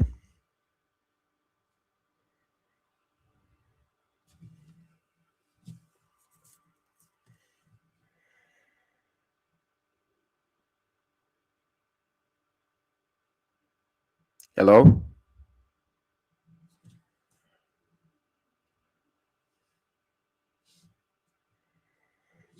Hello?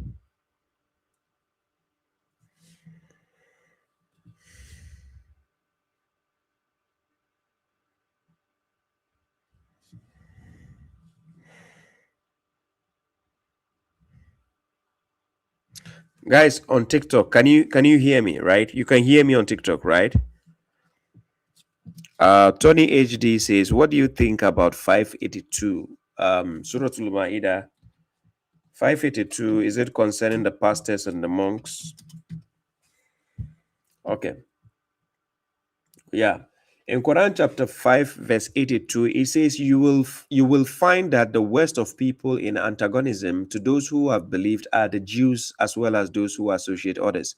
And you will find that the nearest of them in friendship to those who have believed are those who say we are Christians. That is because there are pastors and monks among them, and that they are not arrogant. I think I tackled on this verse in one of my previous lectures, and to show the people concerning friendship, you cannot just take a Christian as an ally, but you can be nice to them as a friend in friendship, but that doesn't mean you are taking them as an ally, right? So Tony HD, that is what I'm answering. So it doesn't talk about alliance. It talk about being nice to a person, being friendship. So when you read Quran chapter 60, verse 8 to verse 9, it will make sense to you, right?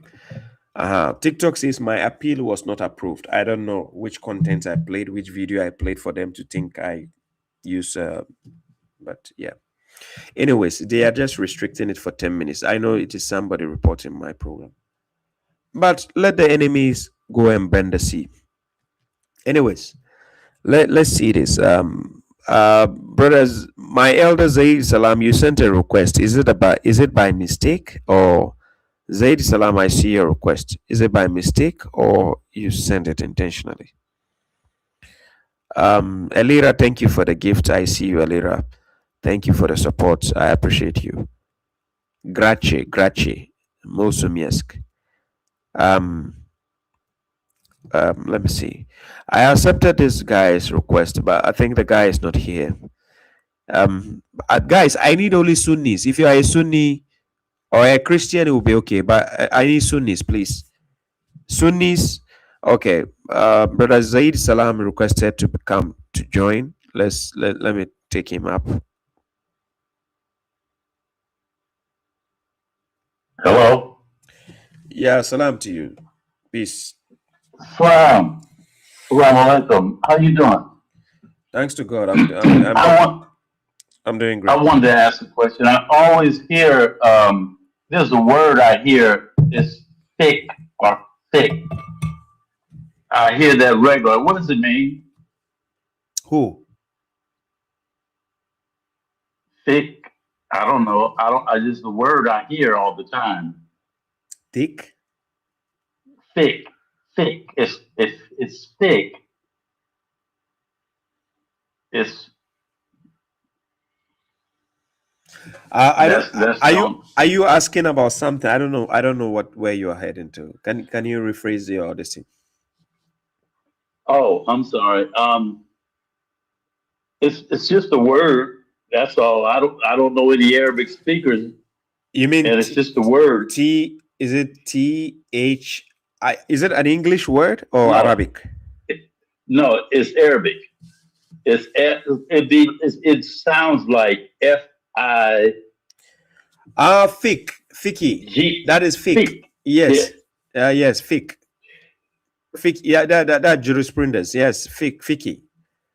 There's fiqh. Fiqh. What does it mean? It has to literally deal with comprehension and so. But then this is where they mention the fuqaha, people of the jurisprudence or people of comprehension. They are the ones to do and bring in the judgment. Oh, okay. I this. Well, I hear it all the time, but yeah, you see the problem. I heard it just. You see the problem with the Western version of Sunnis. Yeah, thick. No, yeah. You mean the fiqh, right? Fiqh. Yeah. It sounds like the word like fig, but it's not. It is spelled FIQH. Yeah, I guess it. Yeah, that's fiqh. Yeah. So it has to do with that. It has to do with the jurisprudence where we have people of comprehension who can actually pass on the judgments in terms of legislation. In religion, they created this department, right? It's not a department which is from the Quran. No, they the Sunnis and the sector, they created this department for themselves. I heard it this morning when I was waking up. I heard Sunnah thick. And then I started thinking about established the words that were told to Moses to establish prayer in 7 was it? No, it was 1087. Was it 1087? Yeah, 1087 to use their houses at the end where their houses as a qibla. Right. But this morning I heard Sunnah thick. And then I heard then I started thinking about it was just when I woke up, I was thinking about established prayer. That's all. It was nothing deep. Yeah. I just couldn't figure it out. Yeah, this is a concept they created in the Hadith version of Islam. It has nothing to do with the Quran anyway. Okay. Yeah. That's fine. That's all I wanted. No, thank you. But I'm watching. I appreciate it. I keep on watching. Hopefully the Sunnis will come and you get to enjoy. Thank you. Okay. Peace. Assalamu alaikum. Wa salam. Okay. So let me bring in the next caller. Let me see. Please, I need Sunnis, please. Sunnis. Please, I need Sunnis. If any Sunni in the comment section, just write me a message. You want to join, I'll bring you up. Sunnis, please. Jeeps Njai says he was a running away Sunni. Let me bring this guy. A runaway Sunni. Okay.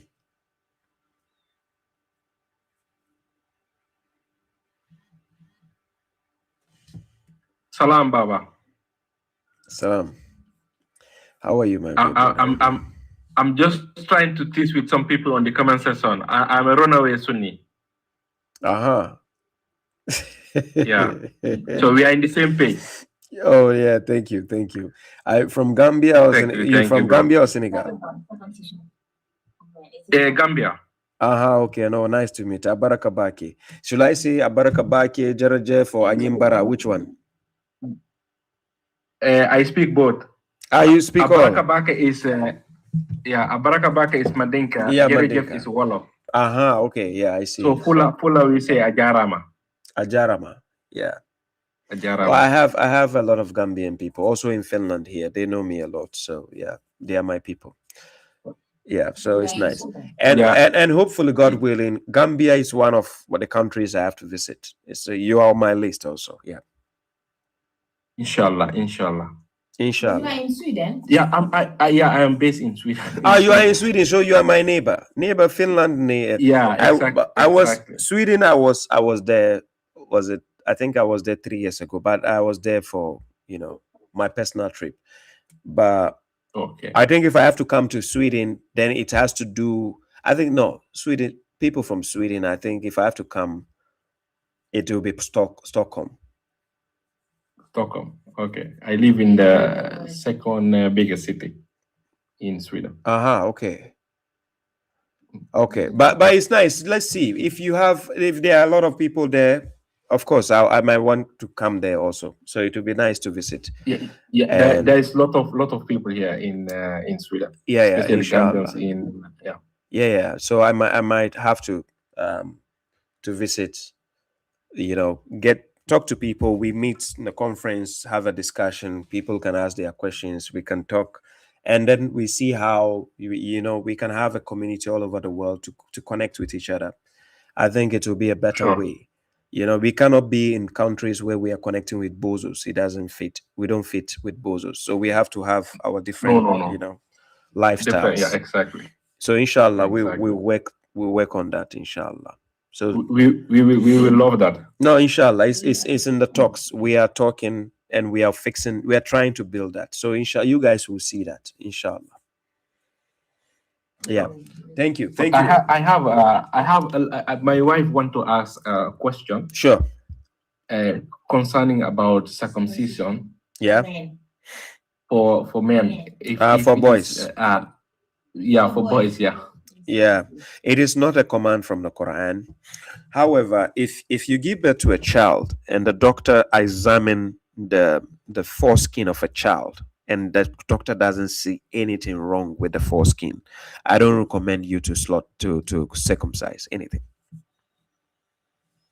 Okay. You understand? It is not God's command. If anybody tells you you have to do it, ask them this question: Prophet Muhammad, was he circumcised? The answer is no. So whose sunnah are they following? Prophet Muhammad? If it is Prophet Muhammad, he was not circumcised. Okay. So the question is, for me, I personally believe that if it is not in the Quran, I don't need it. Of course, you don't need it. The same with I don't know.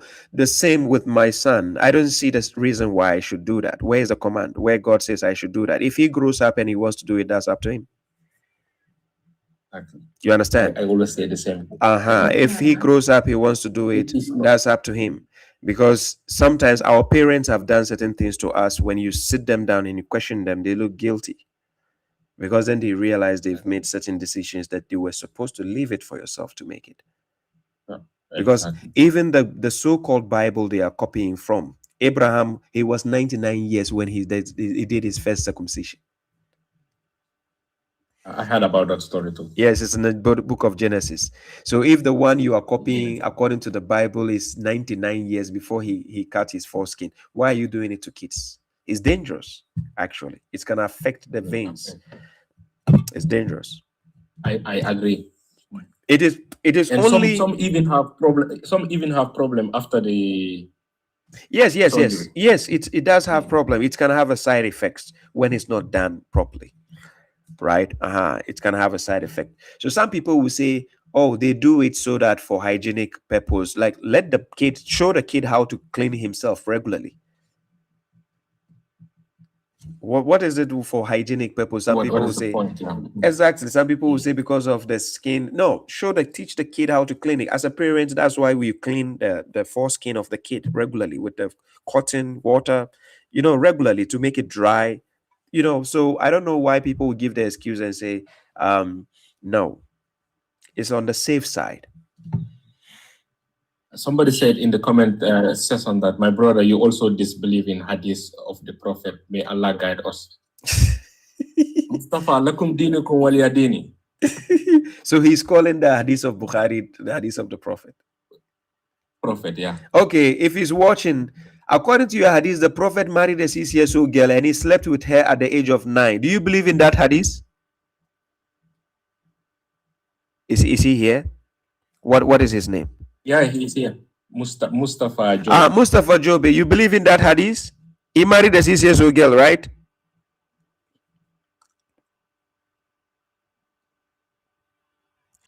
Mustafa, you are not answering now.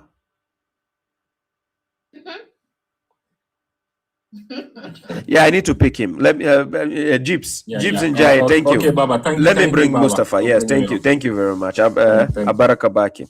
Thank you. Yeah, Baraka. Mustafa, are you here? Let me see. He should be here. Mustafa Jobe. Yeah, I see him. Mustafa Jobe, I sent you a request. Please, can you answer? Come.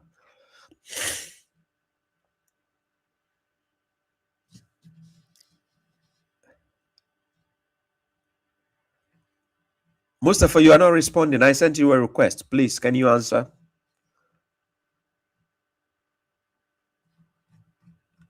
Mustafa Jobe.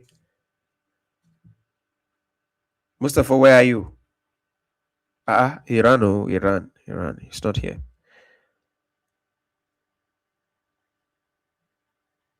Yeah, he ran away. Anyways, let's move on to the next target. Please, I need Sunnis. If you are a Sunni in the comment section, please let me know. I need Sunnis. Sunnis, please. Please, for the interesting part of the program, please, I need Sunnis only, because this is a stream which will go on YouTube. So on YouTube, I will be ending in less than about 1 hour. I'll be bringing the YouTube version to an end. So please, if you are not a Sunni, don't send a request yet, right? I need Sunnis, please. Yeah. Hey, I see you, my dear brother Karim Luis. Peace to you, bro. He says keyboard warriors love to talk in the chat, but too coward to step up and yes, defend Sunnism. They are very, very, very, very. Yeah. Samantha says, how can I find it on YouTube? By the same name I'm using here. Find me on YouTube. You see me. Just write Baba Shrine. Strong. Where is Strong? Strong. He says I'm here. Okay, no problem. I love the confident Sunnis.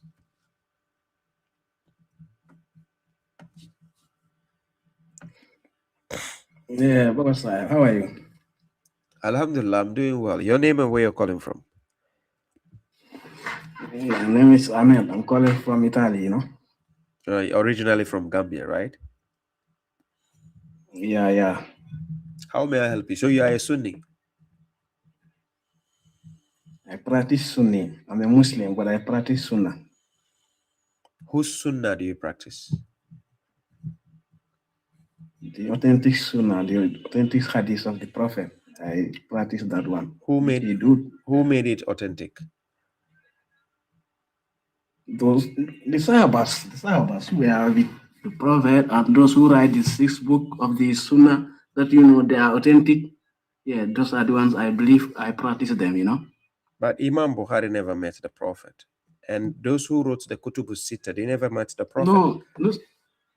Yes, but it doesn't mean like that, because example, if I want to ask you, do you know the name of the mother of the Prophet? No, I don't know, because it's irrelevant. God is not going to ask me that on the Day of Judgment. Yes, I'm just asking you, sometimes you use logic to answer question, not only like you say Quran. You can use the logic to disprove a believer. You understand? No, but So we are that's talking what I'm about trying to we are do talking here. about the guidance. If you ask me the name of the mother of the prophet, is it part of my salvation? You believe prophet is a truthful man. You believe that, right? Yes, I believe. Right now, you see me as Baba Shraib. But Wait. just give me 1 minute. Excuse me. No, just, wait. You see me as Baba Shraib. Do you know my family? I always follow your videos, Baba Shraib. You know, I sometimes enjoy your videos, but sometimes I disagree with some of them. It's normal. You don't practice Sunnah, you know. No, it's okay to disagree. I don't expect you to agree with everything with me, right? Yeah. Even my kids, they don't agree with me 100% on everything. It's normal. But the truth is always the truth, whether you disagree or agree. The truth has to be the truth. So if you can, number one, you know me, but you don't know my family. Is it important for you to know my family?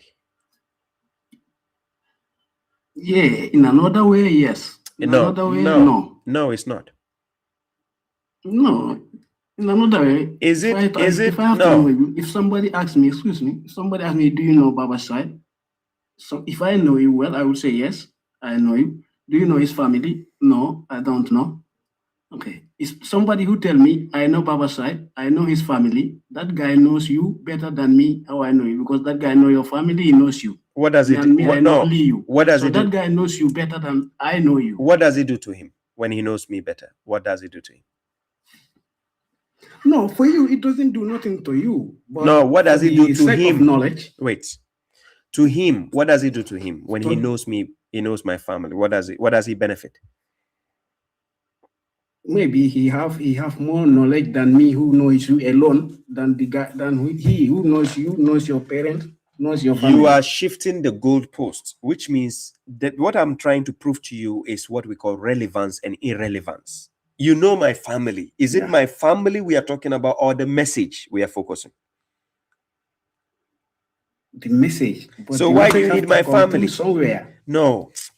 The one which is coming from me right now, I'm just using myself as an example to you. You said you've been watching my program. You agree with me in some things and you disagree with some things, right? Yeah. Whenever you were watching me and you agree with me, did you need to know my family before you agree with me? No. No. So it means you were focusing on the message, not the family or my mother. No, that is irrelevant. The people, look, I have people who know my family and they are atheists, and I know. So, for example, now. Wait. Just let's go. I'm finishing the point. I'm finishing the point. I have people who know my family, but they are atheists. I have people who know my father, but he's a Christian. I know people who know my brother and so on, but they are atheists and so on. So knowing my family, no, tell me, how does it benefit somebody's salvation? It doesn't. No, I'm just trying to use logically to answer your questions. Like, if you told me today, now example, if I commanded you, Baba Shraib, the prophet, you don't have mother, you don't have father. Do you believe, or you will believe that or not? It's not normal to say the prophet doesn't have father and mother. He has, obviously. I'm asking you a question. No, just question. I just answered you. If I tell you, Baba Shraib, the prophet, he have no mother, he have no father. Is that will be true or it will be lie? It's not true. It's not true. Yeah. Now, where can you give me reference from the Quran? His father name is this, his mother name is this from the Quran, as you only believe in Quran. Where can you give me that is reference? A childish question. And you believe you have it. It becomes a childish question. No. It's a logical thing I'm trying to use to disprove your belief. Not getting the point. Okay. It becomes a childish question because then you are shifting the attention of the message to make it about the person himself. This is where you guys don't understand. I'm trying to take you to the Sunnah side, not about Quran. To the Sunnah, put the Sunnah on the side. Wait, put the Sunnah on the side. Can you prove Sunnah in the Quran for me? Can you prove Sunnah from the Quran? From the Quran? Yeah. Yes. Prove it. Yes. Prove it. Give me where it says you have to follow Sunnah. Okay. Wait. Just wait. if you have the Quran, you can go for me because this time I'm not with Quran. But if you have the Quran, you can go for me Surah Tawbah. Maybe you read for me chapter Surah Tawbah verse 80 down, like 80 to 81. You just tell me that reference. What does it refer to? When Allah said they reject Allah and His Messenger, means they reject the Quran and the Hadith of the Prophet. It doesn't mean they reject the person himself, bro. Because you don't know nothing about, you don't see Allah, you get the messages from the Quran. And the Quran, if you reject it, you reject Allah. If Allah say you reject the Prophet, you reject the saying of the Prophet. Brother, waity.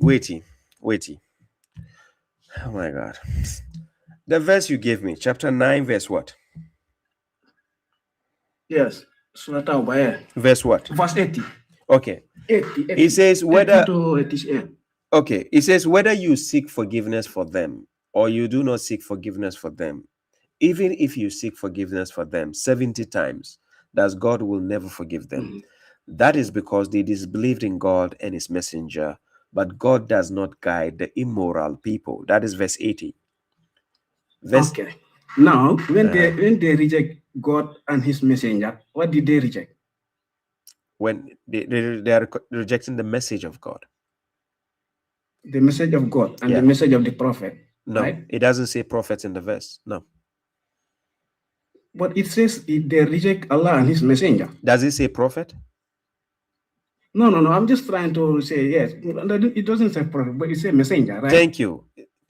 So I told you they are rejecting the message of God. When you reject the messenger, what do you reject? You reject God. Quran or you reject His Hadith? No. When you reject the messenger, you are rejecting God. You are rejecting God? Yeah. So it means then the messenger is God, because God said they reject Allah and the messenger.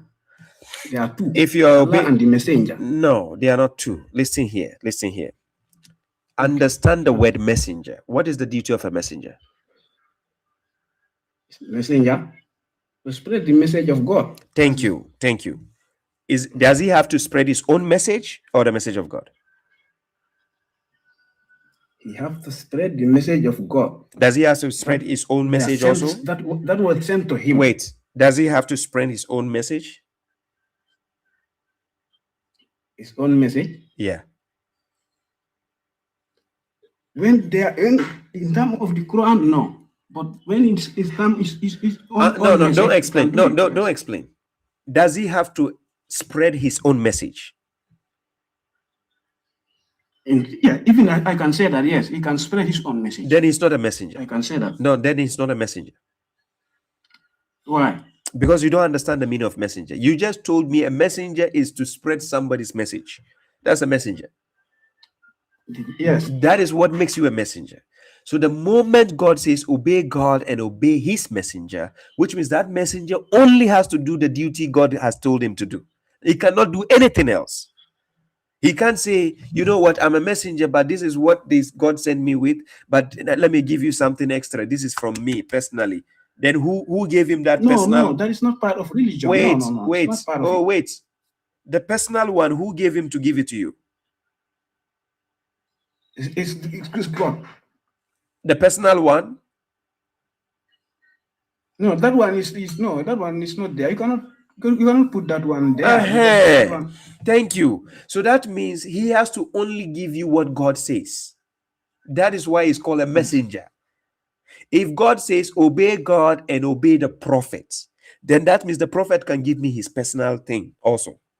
But God says obey God and obey the messenger. Because God says whoever obeys the messenger is obeying God, because he only has to give you the message of God. Only. Yeah. Okay, so now you understand, right? Yeah, I'm trying to. Thank you. So you see on my shirt, do you know what is written here? Can you see? No, I don't see it correctly. Fast sheet, I don't see it correctly. Okay, it's in the mirror version. Let me swap the camera so you see it on TikTok well. I'm going to change the mirror this thing, so then you see it. Yeah. Can you see it now? Yeah, factory reset. Yeah. Thank you. I'm going to put you on factory reset. Why? You watch. So now you understand the messenger side, right? Yeah. Thank you. So now, this messenger, everything he has to give me has to come from God. He doesn't have to give me his personal opinion. God never said he should tell me his personal opinion. No. Yeah. So now I want to understand, where does the Sunnah come from? The Sunnah come from the Prophet, what he practiced, what he did in his lifetime. That is the Sunnah. You understand? Did the Prophet practice something which is not in the Quran? You know, it's not like he practiced something which is against the Quran. No, I'm asking you a question. I'm asking a No. question only. Did he No. practice something No. which is not in the Quran? No. Thank you. So where did you get the Sunnah from? The Sunnah? Yeah. Yes, from the scholars, those who have the authentic saying of the Prophet. You know, anything is written. But let me ask you one thing. Let me ask you one question about that. You know, how do you come to get the message of the Quran? God made sure it got to me. Sorry? God made sure the book would get to me.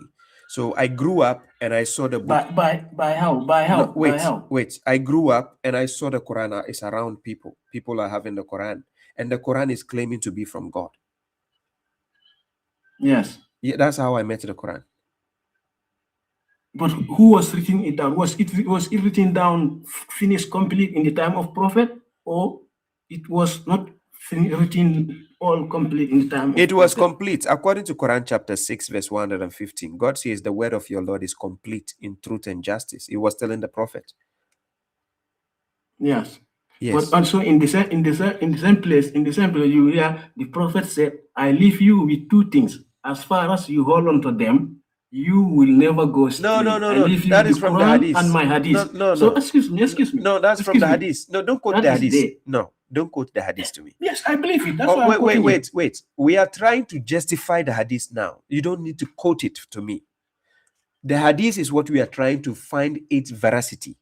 Veracity is to find it if it is true to be followed or not. So don't quote something we are questioning. If I'm questioning a book, you don't quote it to me. So now, the Quran is the ultimate source for guidance. So before you are going to quote Hadith, Quran has to give you the permission to go there. So now we want to check, how did we jump from the Quran to the Hadith? The Prophet, did he follow any other book apart from the Quran? The Prophet don't have to follow other book. Thank you. Don't have to follow other book. Thank you. Did the Prophet ask you to follow any other book? The Prophet asked me to follow the Quran. Yes. Did he ask you to follow any other book after the Quran? Yes. His authentic saying, his authentic hadith, yes. Okay, so show me. Where did he say follow another book after the Quran? Give me the reference. I said, if I just quote for you now. You say no. Let me just quote for you from this book because we are. Don't worry. Give me the reference. Give me the hadith where he says follow another book. I believe that 100%. Yeah, but listen what I said. Listen to the question. Where the Prophet says follow another book after the Quran, another book. No. It's not there. Thank you. So he never said that, right? Thank you. Yeah. So since he never said that, and he is my role model, and he followed one book, how many books am I supposed to follow? You're supposed to follow that one book, but for the sake of understanding his full step, you need to understand his life. How to call it? How to refer? I'm saying like if the Quran, like the Quran, you follow the Quran, yes, but to know like how to pray, how to do those kind of guidance things, but you need to follow the Quran, the Hadith, boy. You need to buy first. The Prophet, did he follow? You are not a complete Muslim. Wait, the Prophet, did he follow any other book apart from the Quran? I told you, he don't have to follow. For him, he don't have to follow that book. So then how did he do his salat and everything? Which book did he follow? For the salat? Yeah, for everything. Which book did he follow to do that? But you don't get how Prophet gets salat. You don't know. You tell me. I'm asking you. How did he get all those? From which book? Quran. So we are also following the. Do you know I do salat? I do salat from the Quran also. Yeah, but I come across your one video. You say you don't do 5 daily prayers. You say that. I saw your video. It's not 5 in the Quran. Is there 5 in the Quran? It is not written exactly 5, but it was told it was more than 5, but was reduced to. Oh my God. How many books did the Prophet follow? Only one. Is there 5 prayers in the Quran? I said, no, he have to come and show us how we can pray. Where? Understand? Where did he get the prayer? From the Almighty. Yes, Almighty. It's an instruction from the Almighty. Where do we find the instruction? From the Quran. Thank you. So the Quran, do we find 5 prayers there? No, we don't find exactly 5 daily prayers. Thank you. We find this word salat there. Thank you. So if the Prophet never followed any other book but the Quran, which means we have to also follow the same book he followed. Yes. Thank you. So the Hadith and the Quran, which one is easier to understand? No, to understand is the Quran is most easier to understand. So we don't need a Hadith. Strong, please wait. If it is difficult to understand, why do I need it? Not like it's difficult to understand. Like not Hadith is difficult to understand. But what is difficult is to know the authentic one. What you are saying? The authentic one. Yes. So the Quran and Hadith, which one is authentic? Quran, you don't have to say authentic or no. Quran, everybody knows is from God. That one, there is no doubt about that one. Thank you. But Hadith, you can see different books. Even me, some books, I see them. I know these are garbage books. It's not from the Prophet. That's why I just throw them back. But the factory reset is working. You know they are garbage books. You know that, right? Some of them, you know, right? Okay. Not all. Some I say. I know you are getting there. It's step by step. You see all the garbage at once. Don't worry. So now the Hadith book that they are giving you to follow, the Hadith, is it the book of God? The Hadith. Yeah. No, Hadith is not book of God. The Quran is the book. Then we don't need it.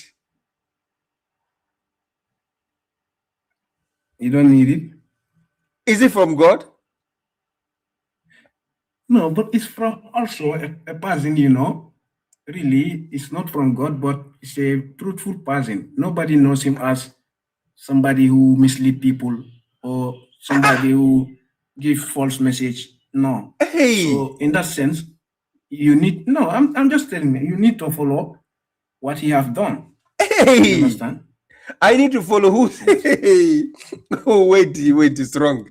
See, this person you are talking about, do you know him?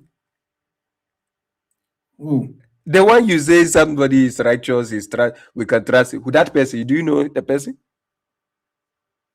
Personally, no. Then that is blind following. You want to blind faith in somebody you don't know in the desert.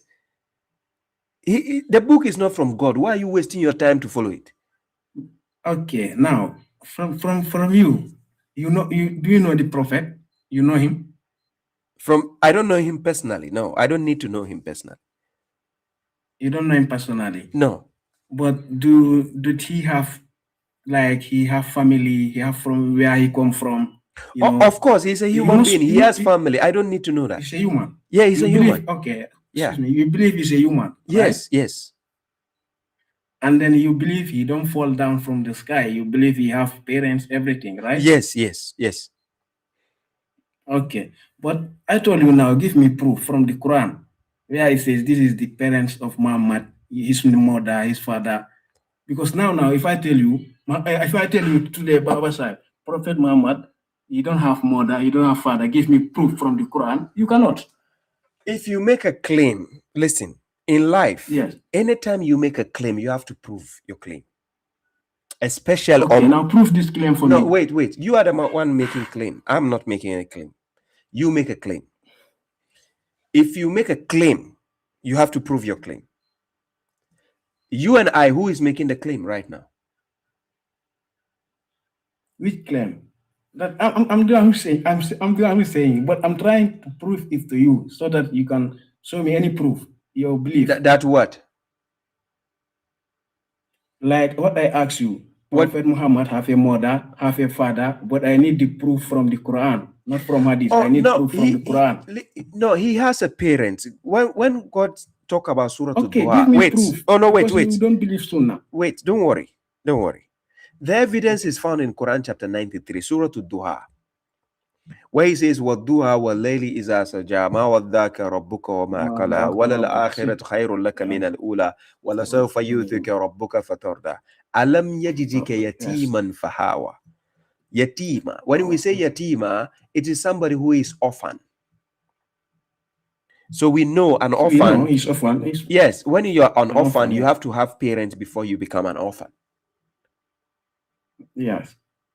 So do I need God to mention his parents' name before I know he had parents before he became orphan? No, I don't need. No, but you need to know. Even if an orphan, but he must have parents. Yeah, he has. He has parents. You don't know. You don't believe them. Oh my God. Me, I'm sitting here. This is Baba Shrive. Don't I have parents? Don't I have? You have. But is it by force for you to know them? No, but for the sake of knowledge, if I want, I can know them. Oh my God! For the sake of knowledge, that becomes a personal thing. It's personal. That is not part of salvation. Why? Knowledge is part of salvation. No. If I go to learn how to drive, is it knowledge? If you go to learn how to drive a car, is it knowledge? No, but you are trying to achieve the knowledge. And I said, is it knowledge? And is it part of salvation? No. That is salvation. So knowledge doesn't determine salvation.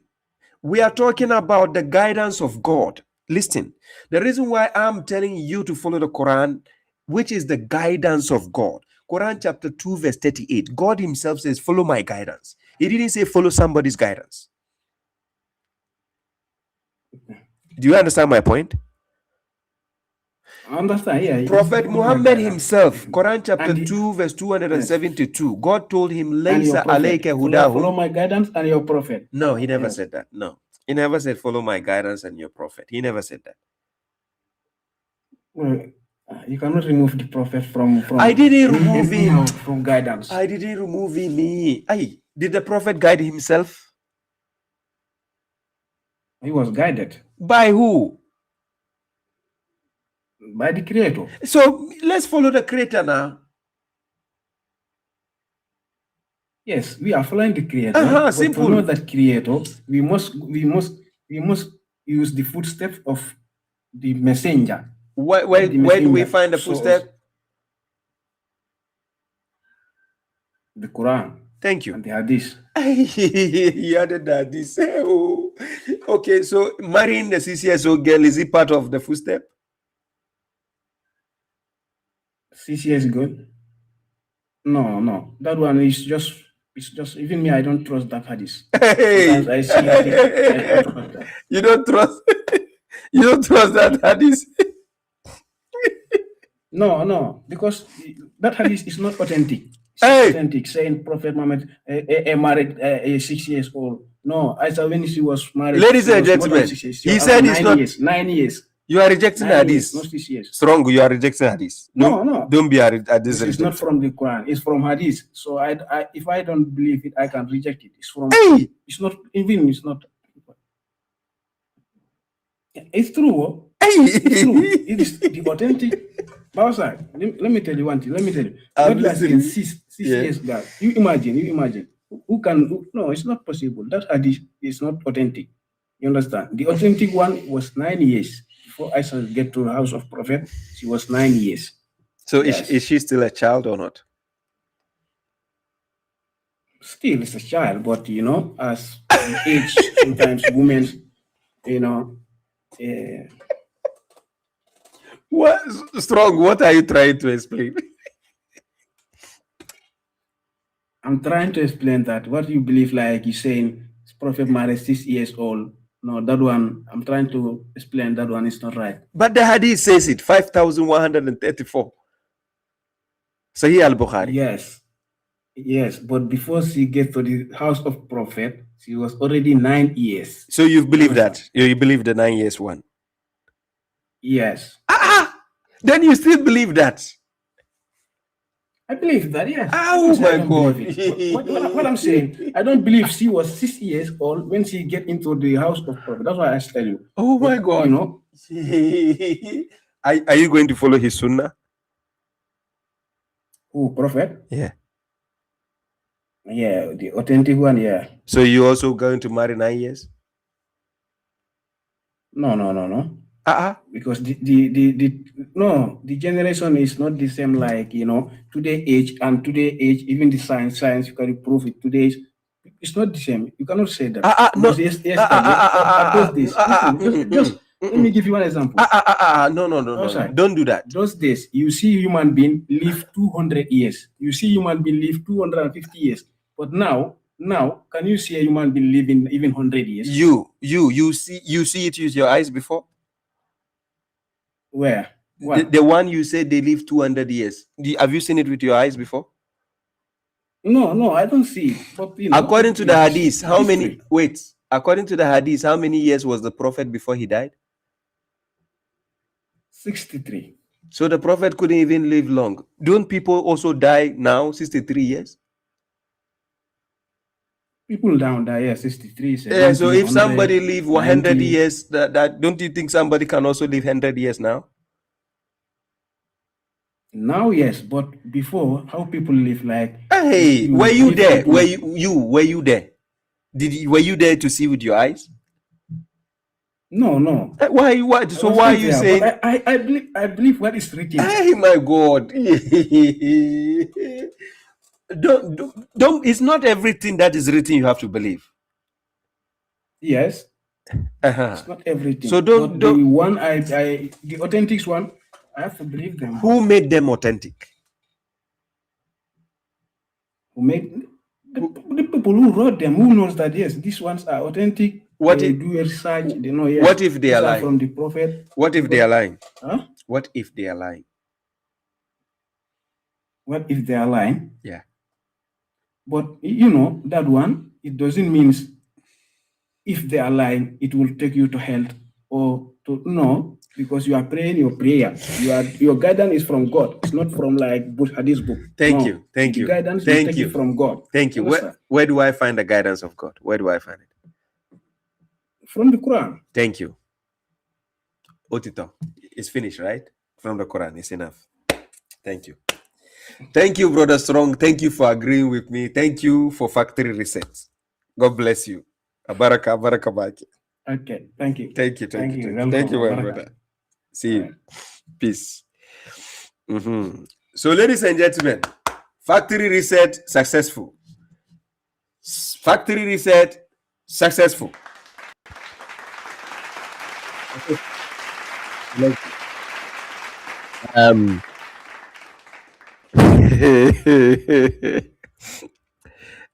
let me see. We have Rahman. Okay, Rahman.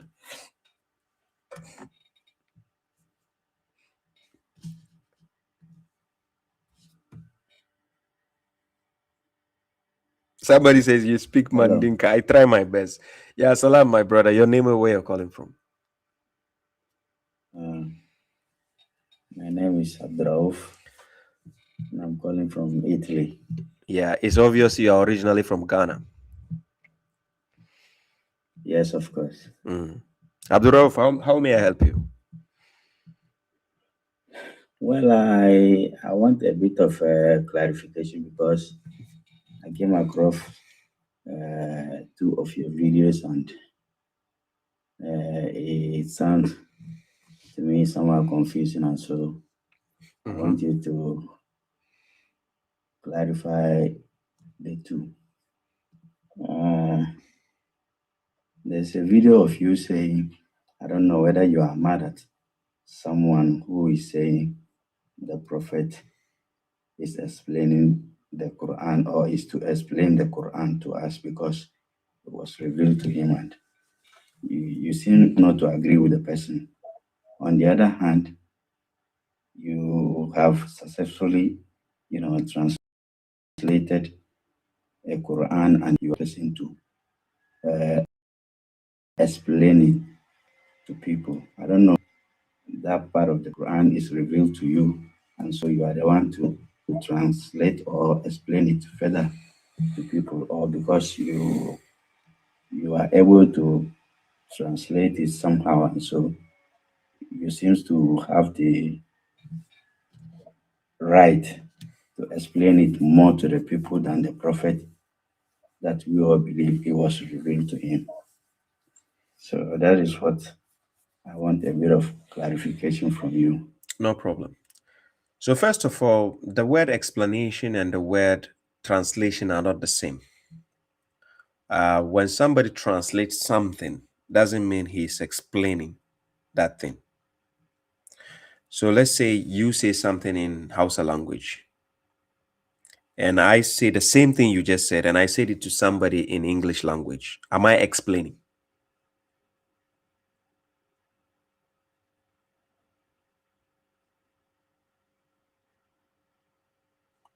Are you with me? I'm with you.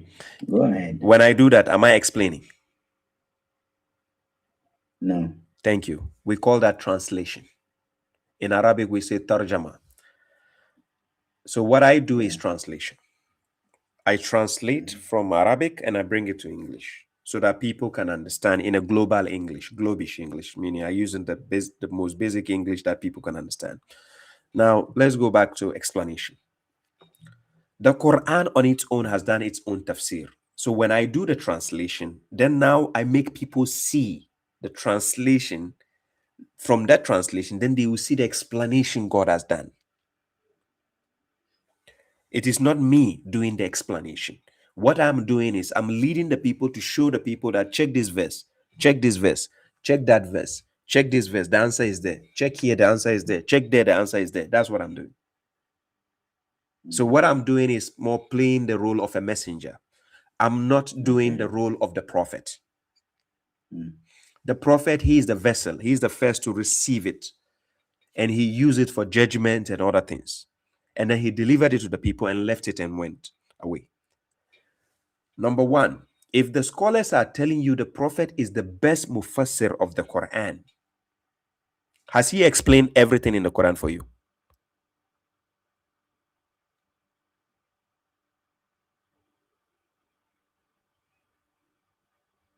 Hello? Has he explained everything? As in how? Because everything you find in the Quran. No, everything you find in the Quran. Has the prophet explained everything? Explaining as how, because if it was revealed to him and maybe through him, the companions were able to gather whatever they heard from him, that means he has taught them whatever was revealed to him.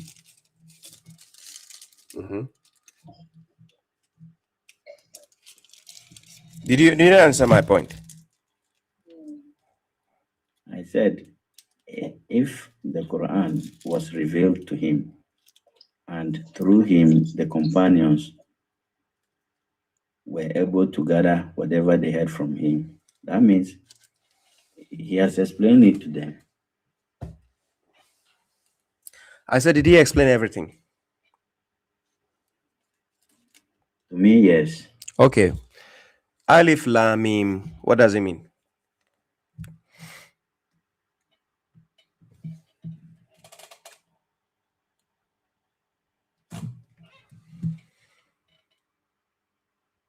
Based on the teachings, it says it is Allah that knows whatever those words means. Okay, no problem. So he didn't explain that one. Is that not part of the explanation? If it says that's it not is Allah that no, knows. that's not explanation. Okay, what about Yajuj and Majuj? Who are they? I don't know. No, he didn't explain that one too. I have no idea.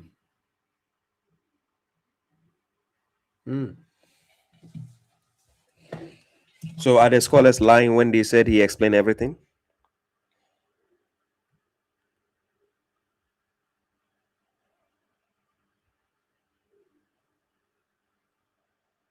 Now, me not being able to tell you whether he explained that or not does not mean if they said he has explained it. Do you dispute that? They didn't say he's explaining. There's no answer to it. That's why I'm asking you. Then he never explained that. If they claim he's the explainer of the Quran, then that means he should explain that one too.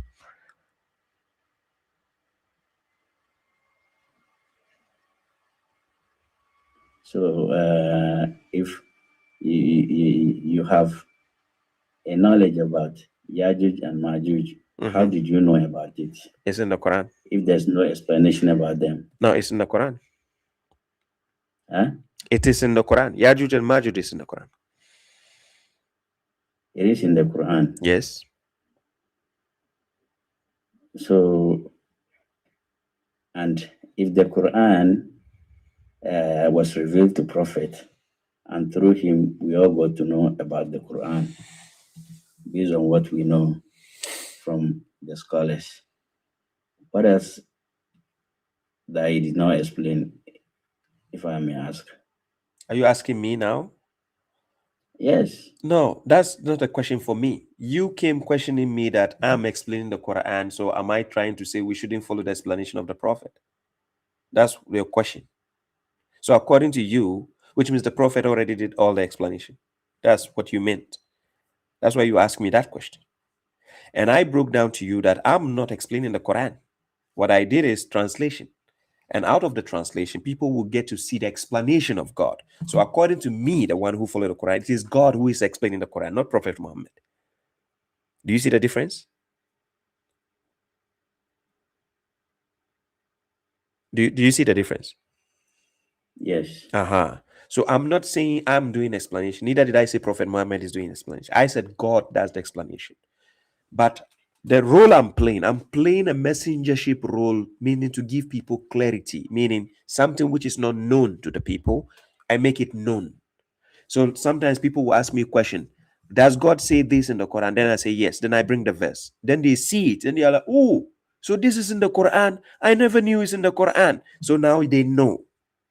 So Quran chapter 2 verse 159, this is what God says. Innal lazina yaqtumuna ma anzalna min al-bayyinati wal huda min ba'di ma bayyanahu lin-nas fil kitab. Ulaika yal'anumullah wa yal'anumul la'inun. God says, indeed, chapter 2 verse 159, indeed those who conceal what God has revealed of the guidance of the proofs, that's the evidences, after that which God has made it clear in the book for the people, those are the ones whom God has cursed, and they are cursed by the curses. So when we use the word katama, to conceal, to hide something, the opposite of hiding is what?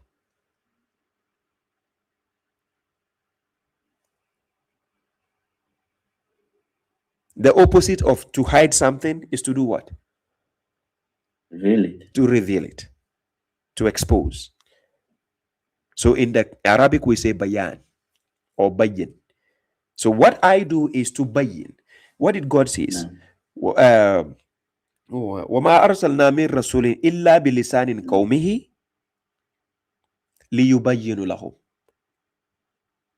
So what a messenger does is he comes to his people to clarify, to make something known, to expose something for them in their language so that they will understand. So when I did a translation, I let people see the exposure of the words of God. Now they will see it and they are like, oh, okay. Like today, a Christian took a verse from the Quran, chapter 29, verse 27. The word ja'alna, ja'ala, it comes from the word ja'ala. It means to make, to appoint, to assign. The Christian says to reserve. He says it means reserve. That's not correct. It doesn't mean reserve. It means to make, to render, or to assign, to appoint. So I gave the correct translation to the word. So as soon as I gave the correct translation, the meaning became clear to everybody. Then now you will see what God is explaining in his own words. So what did he tell the prophet? لا تحرك به لسانك لتعجل به إن علينا جمعه وقرآنه فإذا قرأناه فاتبعوا قرآنه ثم إن علينا بيانه. So it is God who is going to clarify his own book. Ours is just to follow what we are being told. So when I'm following the translation, then I'm seeing what God is saying. That is what my role. I didn't come out to tell people I'm a prophet or to tell people I'm here to explain better than anybody. No. Take the translation, take word for word, and I'm here. I'm ready to answer every question anybody wants to ask me from the Quran. I'm ready because I translated it. So I know what I'm talking about. That's all I'm doing. But the moment people say, I'm telling people, don't listen to the prophet, where did I say that? No, I said, don't listen to the Hadith books. The prophet didn't put his explanation there. If they say the explanation of the prophet is there, then they should give us the answers. Alif Lam, what does it mean? Did the prophet forget to explain? They say the prophet didn't explain that one. He said nobody knows that meaning. How can God send a book and nobody knows the meaning? The book, is it not for us to know the meaning of what is being said? So, just like you say, the very words you mentioned, Alif Lam, what is your explanation? They are just symbols. They are signs of the Quran. So, example, chapter 27. So if the prophet, based on what the ulamas are saying, that those are the same thing the prophet told them, because God Almighty in his wisdom obviously cannot just reveal everything to humankind, because you and I believe that prophet also live as a human being. So there's no way prophet can play the role of God when he is also a creature of the same Almighty God. So now, if you keep asking that, I don't know, people saying prophets has taught everything, whereas the Quran, the Hadith, whatever is saying is the same thing you are saying. It didn't say the same thing. What I said is not what the prophet said according to your Hadith. So basically, are you challenging what the prophet is saying or what the ulamas are saying based on what the prophet said? I'm challenging the ulama. I'm not challenging the prophet. The prophet is my prophet. Why should I challenge him? Does it make sense? So let me say, should I say you are your own version of ulama? Whose version should I be? Is that, whose version should I be? But if the same Quran that you know much better than me, because I'm not a learned person, we just follow you guys, listen to what you say. But don't follow us blindly. Don't follow me blindly. My audience, I never tell anybody to follow me blindly. Somebody that follows you blindly may not have time to question you. That is his problem. They listen to. That becomes his problem. Do you know why? They listen to you and they don't question. No, that will be his problem. Do you know why? Chapter 17, verse 36. God says, وَلَا تَخْفُ مَا لَيْسَ لَكَ بِهِ عِلْمٍ. Are you aware of that verse? Chapter 17, verse 36. It says, وَلَا تَخْفُ مَا لَيْسَ لَكَ بِهِ عِلْمٍ إِنَّ السَّمَعَ وَالْبَصَرَ وَالْفُؤَادَ كُلُّ أُولَٰئِكَ كَانَ عَنْهُ مَسْئُولًا. He says, do not pursue that of which you have no knowledge.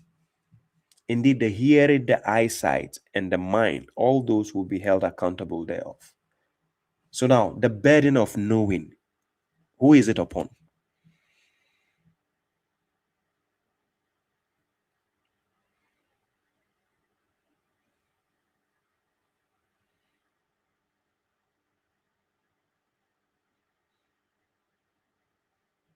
You tell me. I just quoted a verse to you. The burden of knowing is upon you, the listener, the one who is listening to me right now. You don't need to follow blindly. God says, do not follow or pursue what you don't know, which means you don't have knowledge in. You don't have to follow it. So if you ask me, are you trying to be your own scholar? But the last time I checked, God didn't say I should be a blind follower or a stupid follower. I need to know what I follow. So the scholars, are they not human beings like us? Can they make mistakes? Can they make mistakes? Can they lie? Are you getting my point? Can they hide the truth? Now, this is where I'm coming from. That is why I'm saying, when you challenge the ulama, who are the representatives of the prophet, the past. No, that's a lie. They lie to you. That we learn. They are not the representative of the prophet. It's a lie.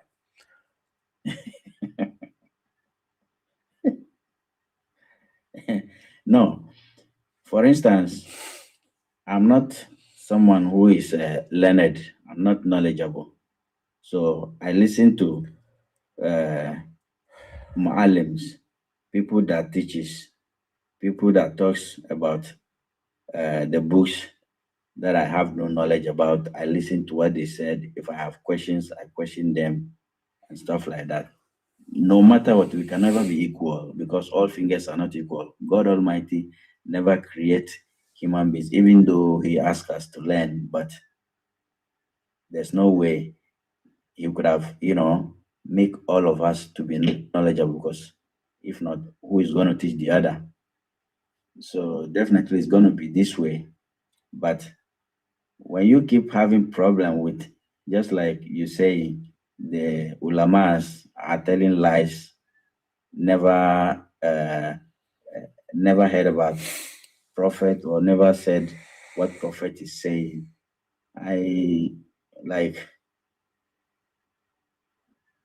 So basically what you are saying also shouldn't be taken seriously.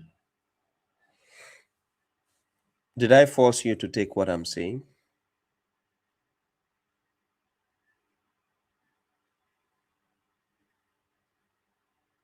I think no. Did you ever read my bio on my pages? Did you ever read what I wrote? No. Okay. I said I only lecture intelligent people to the truth in religion. I only lecture intelligent people to the truth in religion. Now, what is the truth? Truth is any. Now, who are the intelligent ones? They know themselves. Truth is something which you can verify. Can you elaborate a bit? No, what kind of intelligence one you're talking about? You don't worry. I'll come to that. I'm talking about the truth. It's any information, factual information that can be verified. That is what we call the truth. So when I said I lecture intelligent people to the truth, it means people who use their intellect. It is a God-given gift, albab. Or we say people of nuha, meaning people of intellect. Now, an intellectual person, when you're talking to an intellectual person, you don't struggle. They will understand what you're saying. For instance, I'm going to ask you two simple questions, and you will see if you are intellectual or not. Hadith, is it the book of God?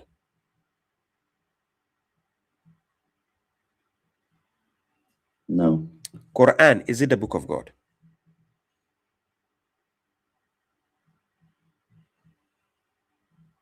Yes. This shows you are an intellectual person. So which of the two is it befitting for us to follow?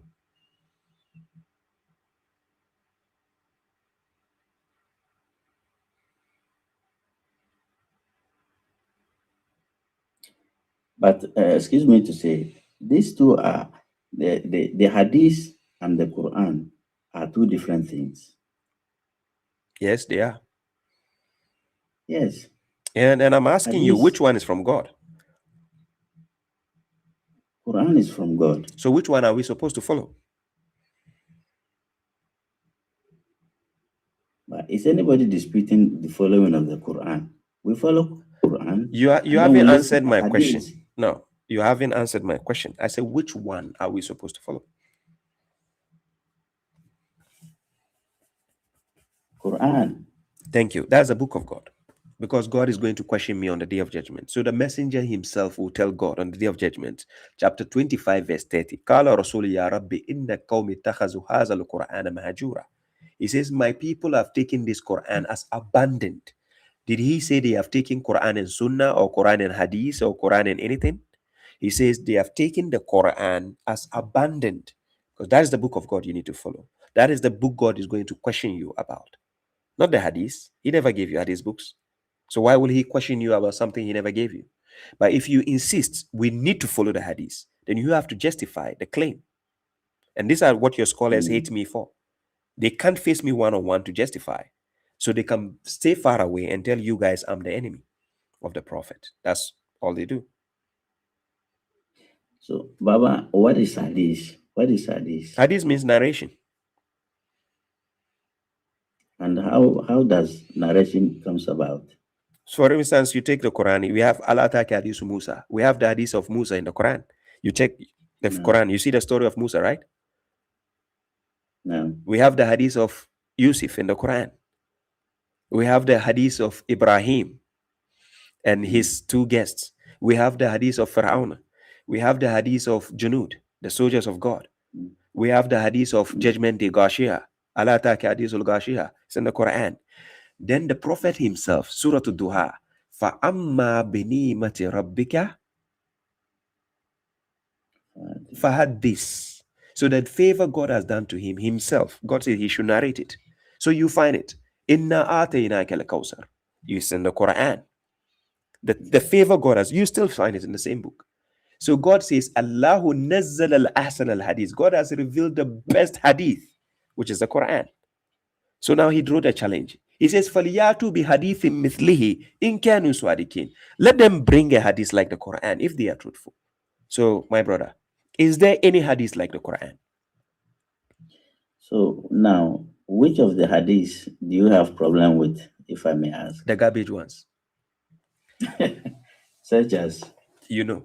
I don't No. You know. Such as, I don't know. I wouldn't ask you. I already tested your IQ. You are intelligent. Just one or two. No, you know. I tested your IQ. You know. I don't need to mention it. No. Just mention. Even if it is one. You know. Because I asked you if the hadith is from the God, you said no. If the Quran is from God, you say yes. So is the answer not obvious? Because with my ignorance of the deen, the hadith that I do hear, or the hadith that I know, is something that has to do with the Prophet. Okay. For instance, how Quran came and his lifestyle, all those are the hadith. Even him, teaching the Quran is also a narration, which is forms to be the hadith, isn't? Yeah. So.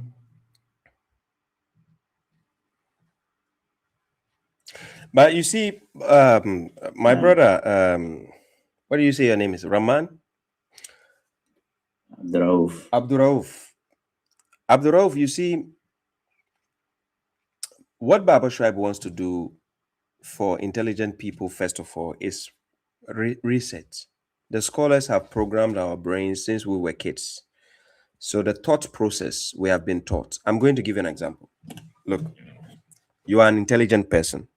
I'm going to give you an example. The scholar said when somebody is dying and he say Ashhadu Allah ilaha illallah, he's going where? To Jannah. Thank you. But now, Why is it that, according to you, the sectarians, when you see somebody dying and he say, Ashhadu an la ilaha illallah, Ashhadu an la ilaha illallah, Ashhadu anna Muhammadan Rasul, and he said it about 3 times and he dies, you still have to go and do janaza for him? Why? Why do you need to do janaza?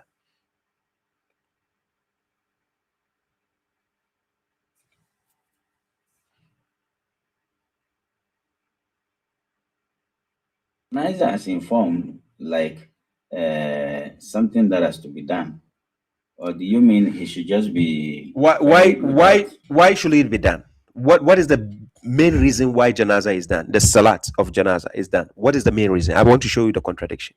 What is the main reason? It is the formality of burying someone. And I said, what is the reason? God will never tell you to do something without a reason. So if the scholars are claiming God says we should do it, what is the reason?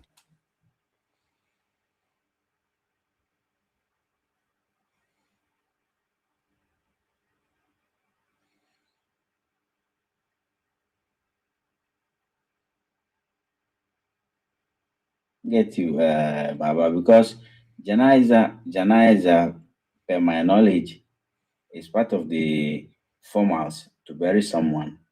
I know. According to you, the sectarians, yes. I know. But what is the reason? Don't know. Okay. According to your scholars, the reason is so that you ask forgiveness for the dead person. So what if someone passed and never got the opportunity to have a janaza? It's not needed. What does the janaza do? You don't even know the reason why they do the janaza. So now I want to help you to understand why it's useless. According to the scholars, they told you if somebody say Ashhadu an la ilaha illallah and he dies, he's going to Jannah, which means the janaza is irrelevant. Because if that person is already going to paradise and you are still going to tell God to forgive the person, does it make sense?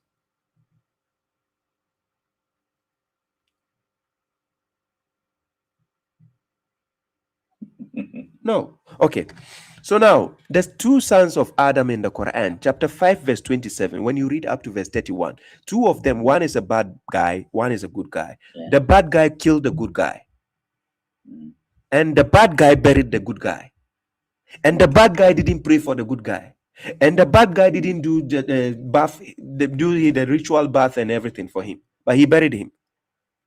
So are you saying just because a bad guy buried him, he's going to hell? Of course, no. So what is going to save him in front of God?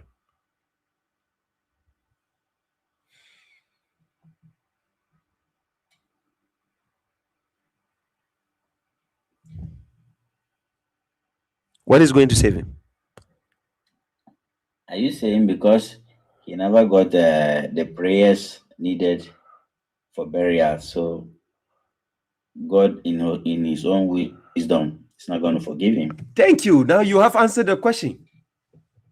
That question you asked me, you just answered it.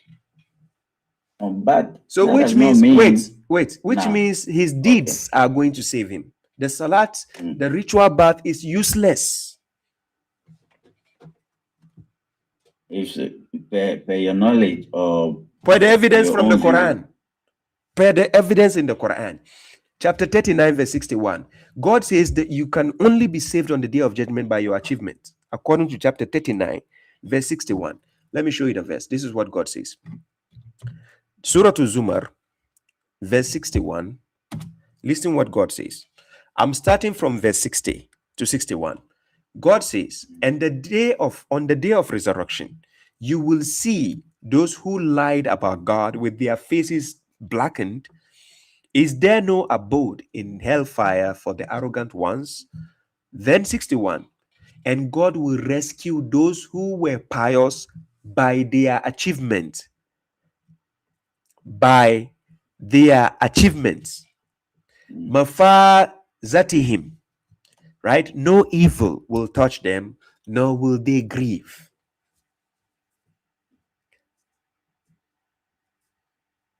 When a student graduates from school, does he qualify based on his achievements Or just the teacher will just have mercy for him on him to graduate? Of course, for the achievement. So this is what God is saying. So you going to bury the dead. What if there's an aeroplane crash and everybody burned to ashes? Will they get his body to do janaza?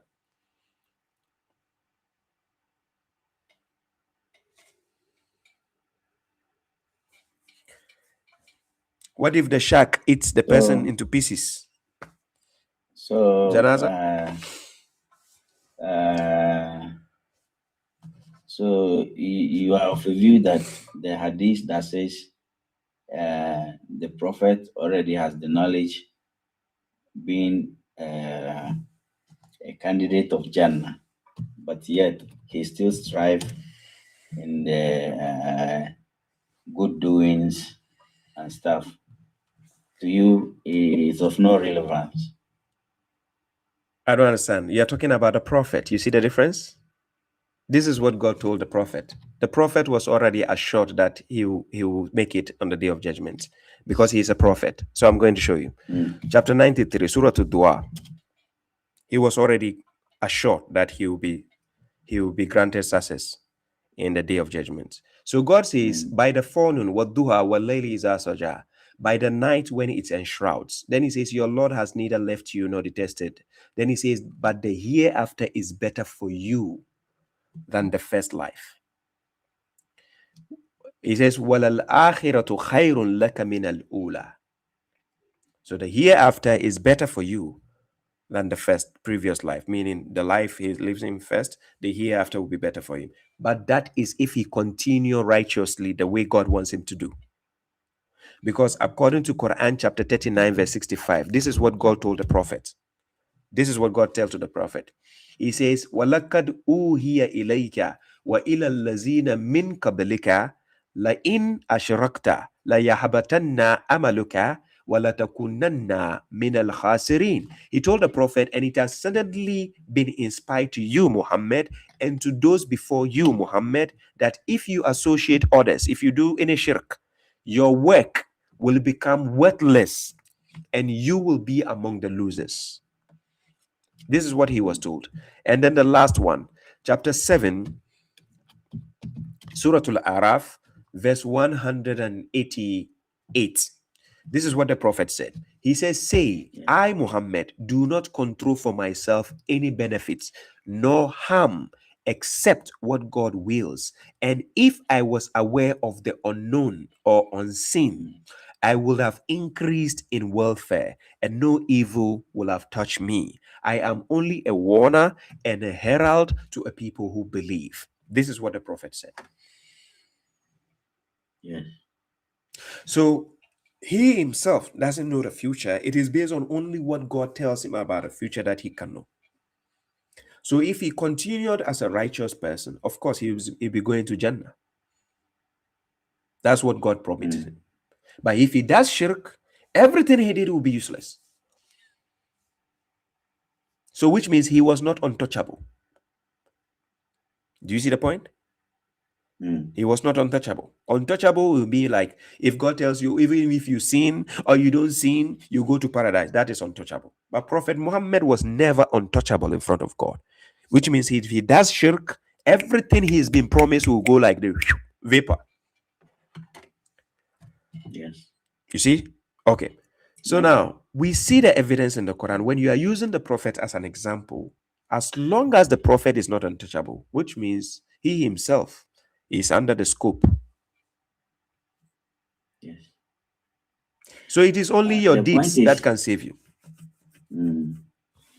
The point is, just as you have explained, even let's put prophet aside, like we the normal ones. God even says, maybe in the Quran, you know the verse that no matter your deeds, you cannot be guaranteed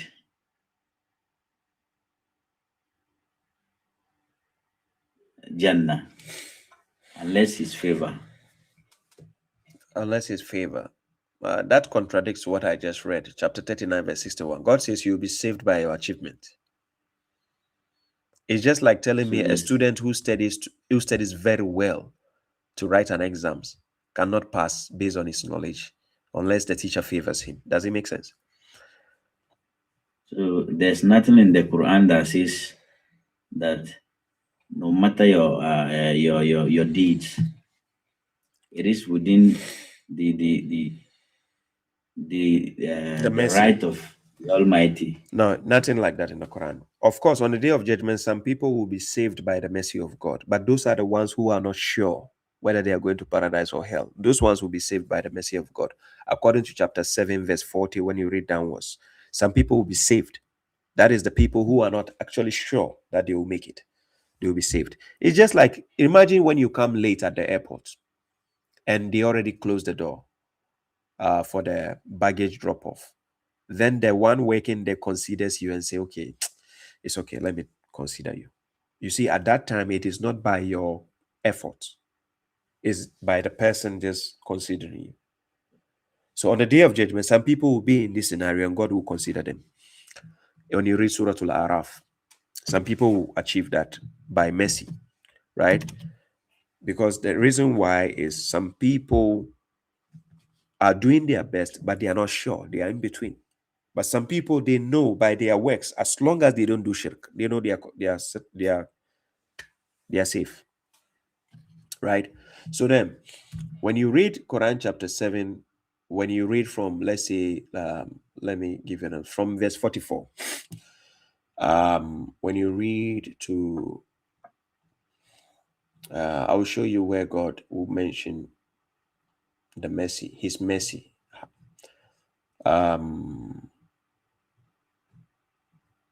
So from 44, we go to 48, 49, 50. Yeah, it's 40 from 44. I'm going to read the verses, then we see what God is going to do. So from 44, it says, and the companions of the garden will call the companions of the fire, that we have found what our Lord promised us to be true. So have you found what your Lord promised you to be true? Right? Then it continues. So have you found what your Lord promised you to be true? They, the companions of the fire, will say yes. Then an announcer will announce between them that the curse of God is upon the transgressors who repelled from the way of God and sought to make it crooked while they were disbelievers in the hereafter. And a partition will be between them, and upon the heights are people who recognize everyone by their mark. And they will call the companions of the garden that peace be upon you. They on the height have not yet entered the paradise, but they are coveting. And when their eyesight are diverted facing the companions of the fire, they who are on the height will say, our Lord, do not put us with the transgressing people. And verse 48, and the companions of the height will call out the people they recognize by their mark, saying, your crowd did not avail you, nor did your arrogance. Verse 49, it will be said to those in the fire, are these the ones whom you swore that God will not grant them with mercy? Right? To those on the height, enter the garden. There will be no fear upon you, nor will you grieve. So according to verse 49, the ones who are comme ci, comme ça. In French, when we say comme ci, comme ça, like here and there, in between, God is going to grant them mercy to enter paradise. Yes. In life, always, wherever you go, there are some people like that. They are qualified, not qualified, and then they are considered. We call them lucky ones. Some people will enter Jannah like that, right? And based on this, if you read Quran chapter 4, verse 97 to 99, a similar thing is mentioned there concerning how God will pardon some people. So in Quran chapter 4, verse 97, it says, indeed, those the angels will cause their death in wronging their souls. They, the angels, will say, in what were you? They, the wrongdoers, will say, we were oppressed in the land. They, the angels, will say, was the earth of God not spacious to me, immigrate therein? Thus, those are the ones whose refuge is hell, such an evil destiny. 98.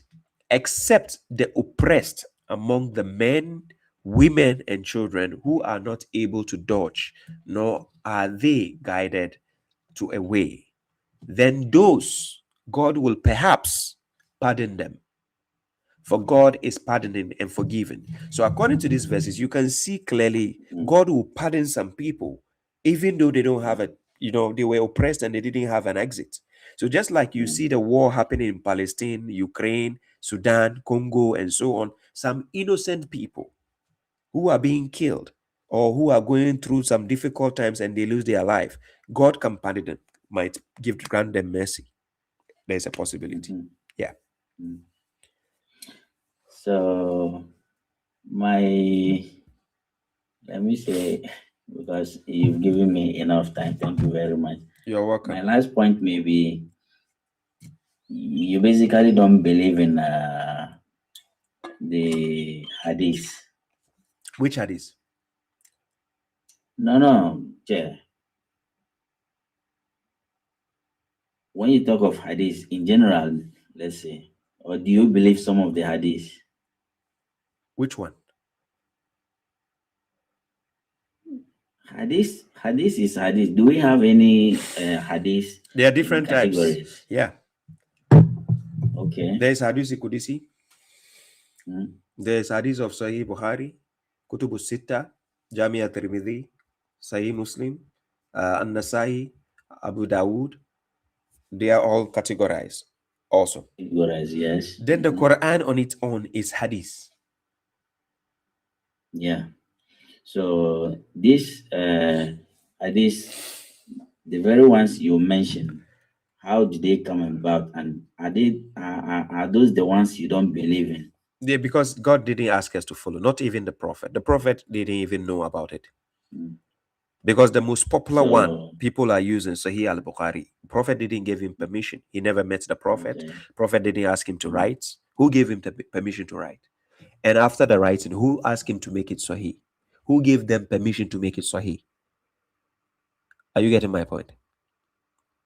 Now, if we all believe the Quran is sent to the Prophet, but he, as in person, never write and gather the Quran, right? That's what they told you. But you believe that? That what? You don't believe that? No, it's a lie. According to the Quran, even the disbelievers at his time, they know that he wrote the Quran. The Prophet wrote the Quran. Yeah. Chapter 25, verse 5 to verse 6. He wrote the Quran. He wrote the verses of the Quran. If your teacher doesn't know how to read and write, how can you know how to read and write? Now, as in he compiled it just as we're seeing it today that we read. Yeah, it was a complete book. The Quran was complete when he was alive. وَتَمَّتْ كَلِمَةُ رَبِّكَ صِدْقًا وَعَدْلًا لَا مُبَدِّلَ لِكَلِمَاتِهِ. And he read the Quran to the people as a physical book. Quran chapter 10 verse 15, where they told him, "Ati bi Qur'ani ghayri haza aw baddilhu." They say, bring a Quran other than this or change it. And he told them, I cannot change it spontaneously by myself.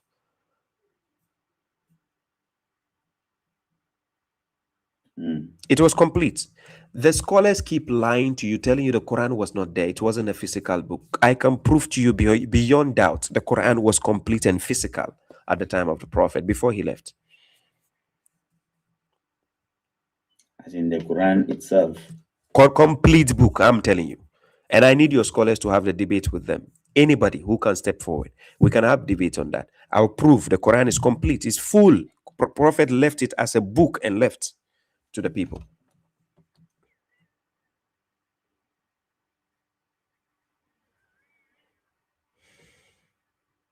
And I'll prove from both the Hadith and the Quran.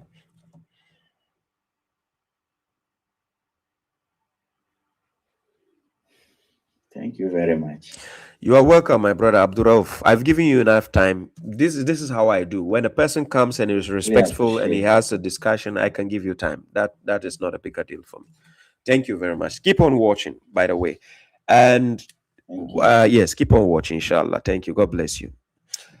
Guys, I'm 3 hours on YouTube. I need to bring the live stream to an end.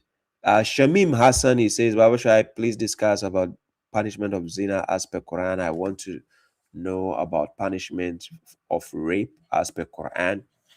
For rape is somebody causing corruption. So there are three options. Person can be banished, can be crucified, can be dealt with severely based on the three instances of corruption. But follow me on TikTok. Join me on TikTok. I can tackle that. I need to end the live stream on YouTube now. So for those who are watching, thank you, all of you joining. I appreciate all of you. Thank you all. Peace to all of you joining. I see the real mission is nice, but thank you. Sekrek, Sally Jackson. He says, Allah asked, which hadith will you believe after this? Exactly. That one, Sunnis don't see it. Kojo Sign, JS. I'm going to TikTok. Ahmed Abdullah, Zabuta Buta. He says 1090. Faru said, yes, Amantu la ilaha illa. Yes, he didn't survive even after saying that.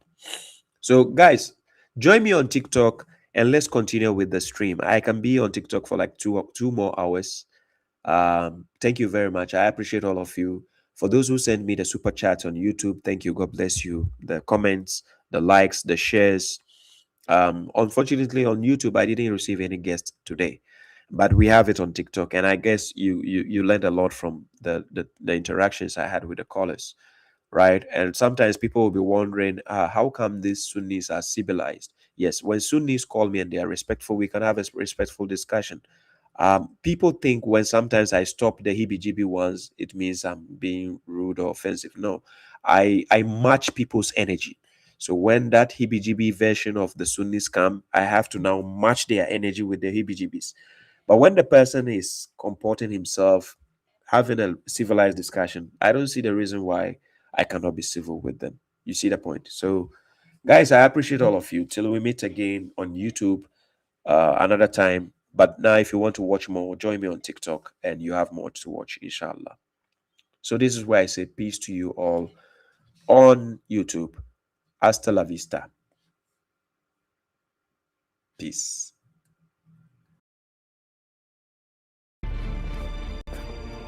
Always give them a reason to remember your name. The correctional officer.